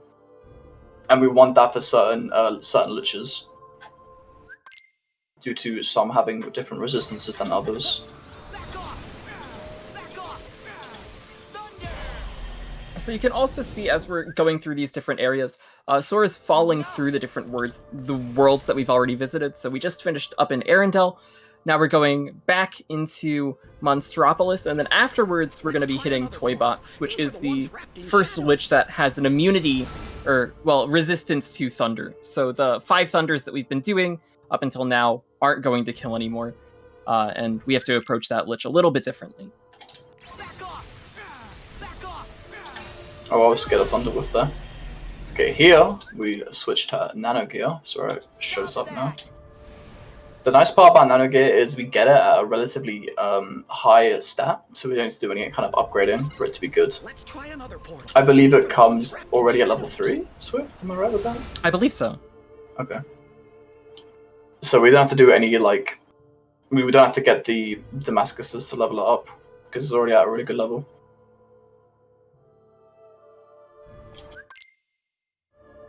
And so here, this Toy Box Lich, it's going to take less damage from Thunder, so doing these fires at the start, and then doing Nano Gear's instant damage shot lock, we're able to kill without using our Thunder combo that we've relied on the other Liches.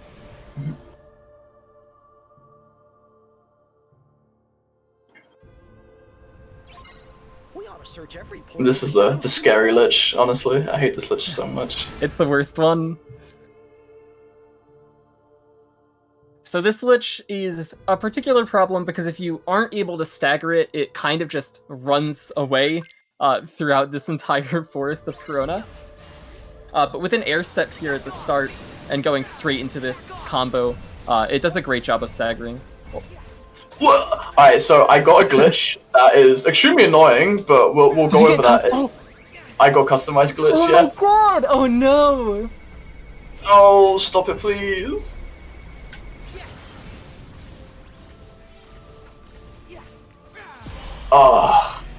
So, what happened? So, many of you thought I just popped a blizzard because I'm bad, which, yeah, I am bad. But the problem with it, the way KHG works sometimes is when it loads you into a fight, it automatically sets itself to customize page 1. And customize page 1, my square button is a blizzard. And on customize page 2, that's where I have my thunder gun. But the problem is that there are times where the game doesn't really catch up with you, and you kind of like outspeed the game, so it doesn't have enough time to go from the first page to the second. So you end up doing the spell from your first page, even though you're locked onto your second. You end up, yeah, you end up doing the. Oh, okay. There we go. Nicely handled. That was a treat. I'm happy that happened, honestly, because that's like a good thing to talk about. So Yeah. It also sucks, but you know. It really sucks. Because you're doing everything properly and the way that it should go, and the game's just like, oh, I think you're on the first page, not the page you're actually on. There is a remedy to that, and just like putting Thunder on Square as well. But the problem with that is you lose out on having a place for either Blizzard or Water, and both of those spells are kind of important as we progress through the game. So, someone needs to tell the game to go quick. Doing some cool movement here. Let's go to the next fight. Some very nice super slides. That was good.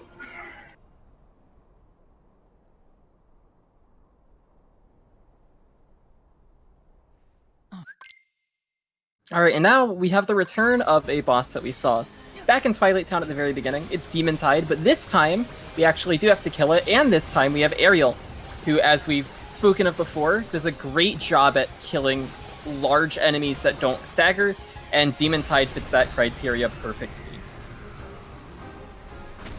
So Demon Tide's forced to actually end in his second phase, so even if you do enough damage to kill, he won't die until he does go underground and come back up. The best part.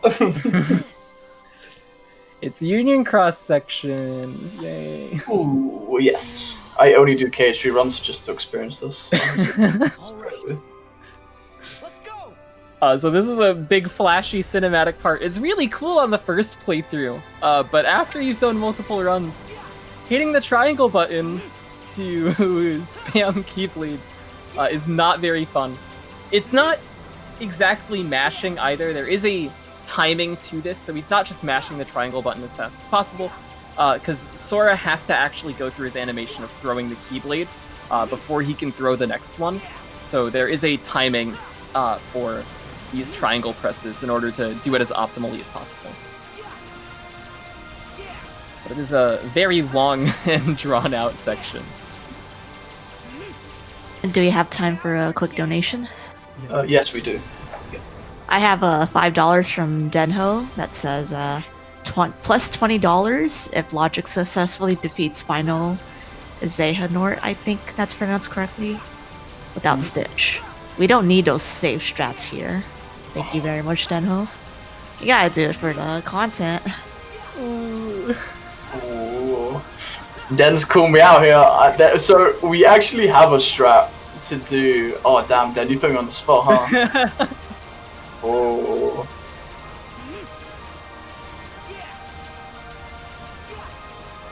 I don't even remember how the strat goes. It's a hard one if you haven't practiced it recently.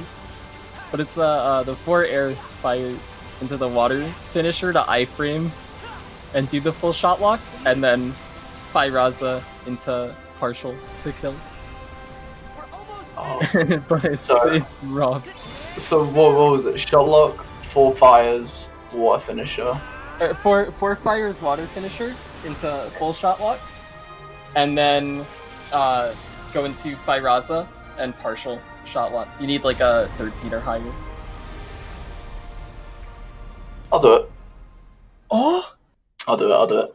Dan has put me on the spot, and I'm gonna attempt to show. I haven't done this strat since like February, I think. yeah.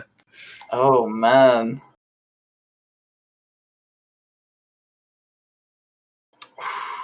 Alright, so we are not gonna see Stitch for the entire run. Normally we would use Stitch on Xehanort. It is a completely consistent strat, which is great, but we are here to show up. So I'm gonna go for it. And the penalty for failing it, we can discuss it if it happens.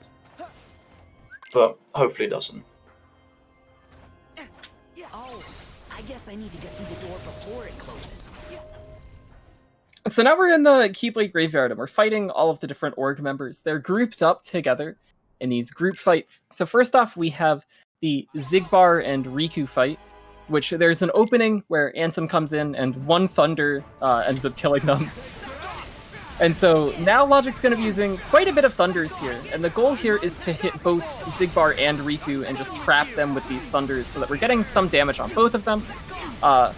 Logic's gonna damage Xigbar a bit and then kill Riku here. And now Xigbar's at an HP where Logic can pretty easily kill him before Xigbar's able to really do anything that causes any problems in this phase. Oh, I staggered him too. Nice. Getting that stagger is so hard. I know, it's such a small window.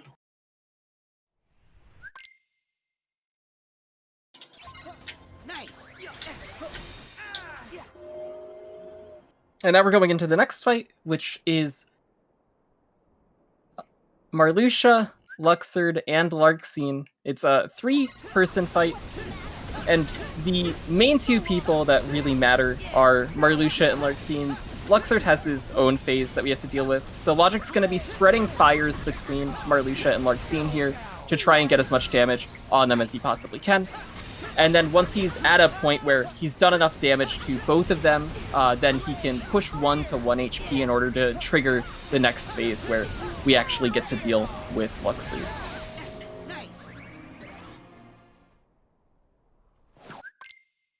And so here we have the Luxord phase. Ooh, that's a very nice spawn. Yeah, that's nice, yeah.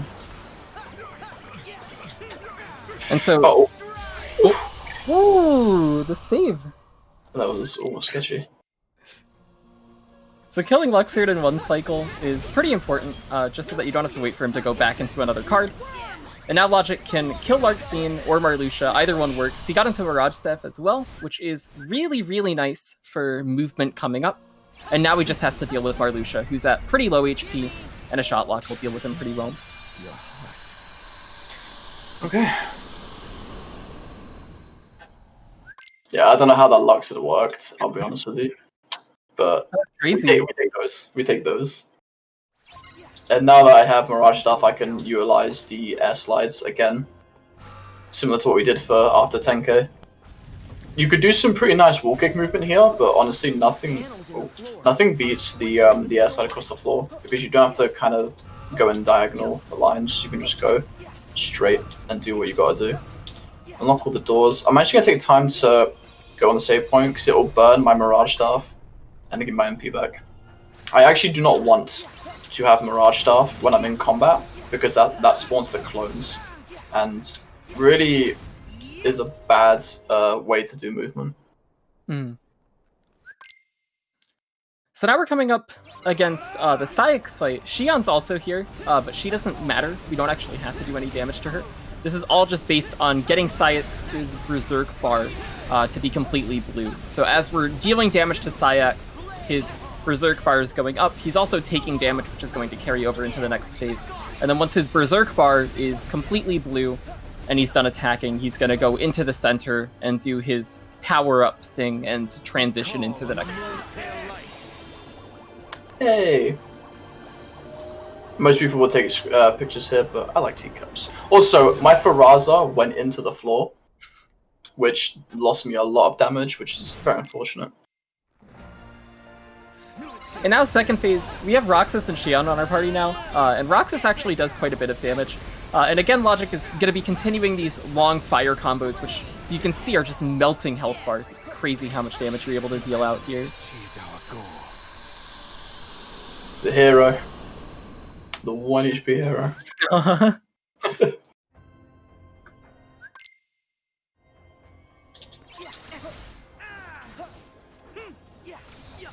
Alright. My personal favorite fight in Keyblade Graveyard. Actually, that's a lie, sorry.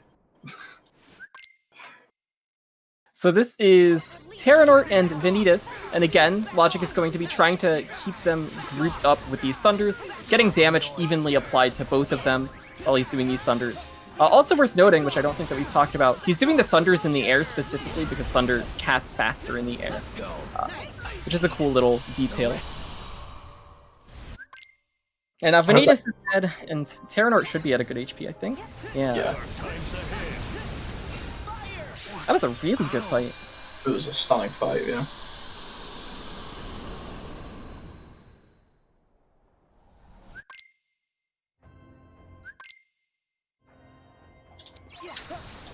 It's night already? Alright, I'm going to be customizing here. Because we have a gut of every spell, we can put on Warga and a Roga. Warga is going to be extremely useful if I'm going to have to pull out some big boy strats at the end. And it's super important, actually, for this fight right here. Yeah, so coming up, we've got Triple Xehanort. Triple Xehanort is a very, very cool fight. Also a very hard fight to do quickly. So at the start, Logic did those Thunders, which is going to push immediately into this Keyblade Storm phase. And now we have this cool attack where these Keyblades are going to fly around and get shot at us. And all of the members are going to appear in and do their own special attacks. Which Logic is doing a Waterga there in order to iframe through Xemnas' attack, which would normally knock you out of your magic. It's a very cool usage of water to get those iframes from the little shield that it puts up on you.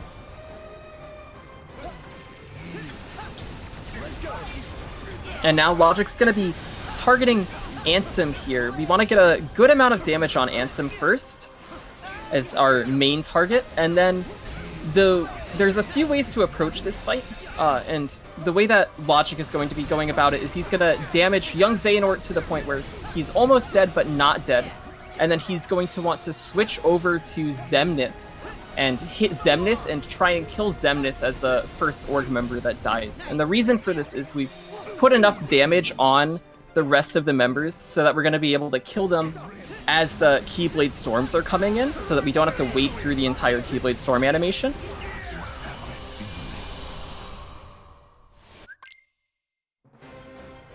So now a lot of that damage is going to carry over into this phase, where young Xehanort is very wounded here.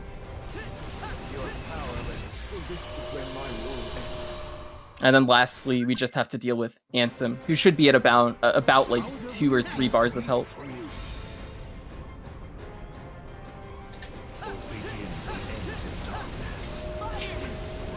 Oh, the hero! Oh, the 1 HP! That was good. Normally Yeah, we like to try and kill before the arena goes dark and everyone disappears. But I was a little worried with my distribution of damage, so I took my time to be sure that everything was in proper check before piling damage on Xemnas. Yeah, it's a lot easier to play it safe and take that teleport rather than take a full Keyblade Storm later. Yeah. Now we're actually onto a very scary part, because I'm going to have to pull out some strats here. Den, you better be ready to whip out those 20, my man. That big 20. You better be ready. Oh. You should have bet against my movement.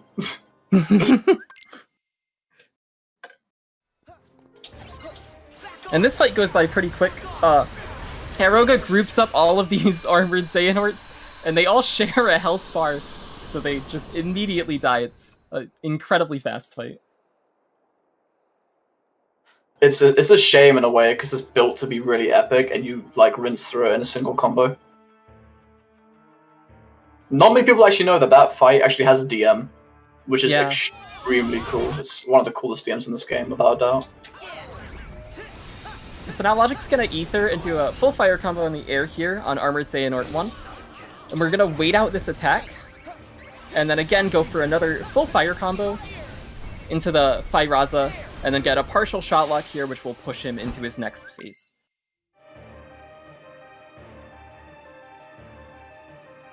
And throwback to Caribbean now, we're going to be underwater. So we're back here, we have our, again, the sea magic, so the sea fire that we had before. And Logic's going to be doing these fire combos with an arrow at the end in order to keep Armored Xehanort trapped. Very nice. That was good, yeah. And now going into Armored Xehanort 3. This one's a really fast one, and it's also pretty hard to pull off. So Logic's going to be doing a full Thundaga combo here at the start to knock Xehanort down, and then as the last Thundaga's coming out, he does a partial shot lock to catch him and kill. He staggered to the left there, and I was very concerned, because he can actually break out at random if he staggers left. It gets really rough when he does that. Yeah. All right. And now it's Oh, time for All right. Ignore that. Okay. final Xehanort. Again, we're gonna be using a lot of. Oh god, all three! Oh, that's really lucky to get all of those commands. And again, Logic's gonna keep doing these fires, and he wants to make sure that he has enough MP to do this risky strat that he's going to be doing going into the next phase. And let's see. I fucked up. This ain't good. You can back it up with Stitch. I could actually. Oh, no, so well. No, Dan! Oh Dan! Dan! Alright, he keeps us 20! Oh, no. Okay, so, cool part. I realized my mistake right at the end there. That's a shame. I haven't done that strat in like 8 months, so that's okay. It's really hard to do even if you're in practice for it. It's a very, very difficult strat, and it's such a risk to do, especially at the end of the run here. But it was really cool of you to try it, give it a shot. Yeah, give it a crack.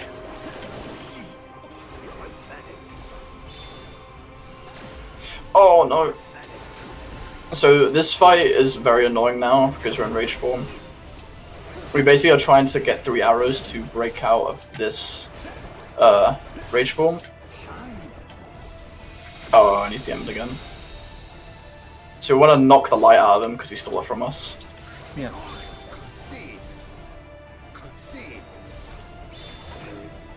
Which hopefully Xehanort will stagger here, give some kind of opening. Nope. He's a little bit ruthless when he starts comboing. It gets really hard to pick up an opening sometimes. And this return to the light is gonna get him back out of rage form, which we haven't seen this entire run. Sora has a rage form, by the way, where he goes all evil, and Xehanort can kind of just force that on you. And now we get this really cool DM with Xehanort on the big throne, shooting lasers. It's pretty impressive.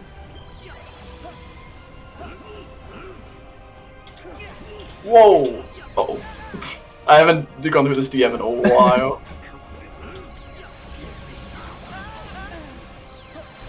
Oh, jeez. Oh, yeah, I would not have gone away with that.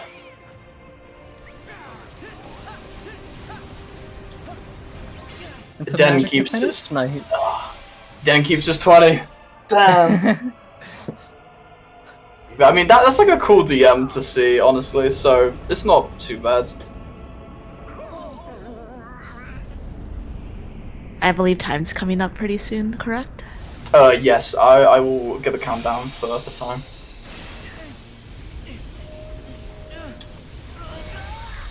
Alright, runs over. We died. Did you do this joke already? I think I'm pretty sure he did. Damn, he beat me to it.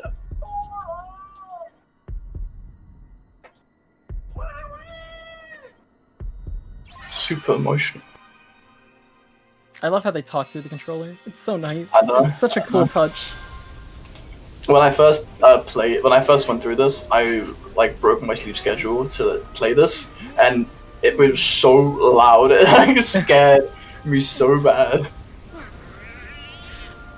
Alright, time is coming up when the light ray connects with Xehanort. So it'll be 3, 2, 1, now. GG. Nice. That was a really good run. That was good. That was good. You know, the run was great and all, but Dan got to keep that 20. But no DMs, so it was good. In fact, wait a second on that. We have a $20 donation from Denho that says, "That was without a stitch indeed. Thank you for the great run and commentary." Oh. So I think that looked like, I'm not an expert, but that looked like a pass in his book, so we take those. He's a tough man to please, so that's very grateful of you, Dan. Thank you. And now we find out the glorious stats. This is Oh, where GT. Oh yes, this is where we would find out whether your run is good or not. This is what the official timing. I am curious to see what this is to my PB, just for reference sake. I know I didn't have Remind, and I had the DM at the end. A 3 hour. That was not bad. That is not honestly. bad at all. For not having Remind and having Rage Form at the end, that's a good time. That's not bad. Yeah. Emblems, 9 out of 9. We're done. So thank you guys so much for enjoying the run. Thank you so much for the donations. I think that'll be me. And thank you, Swift, for joining me as well. Thank you for having me on. It was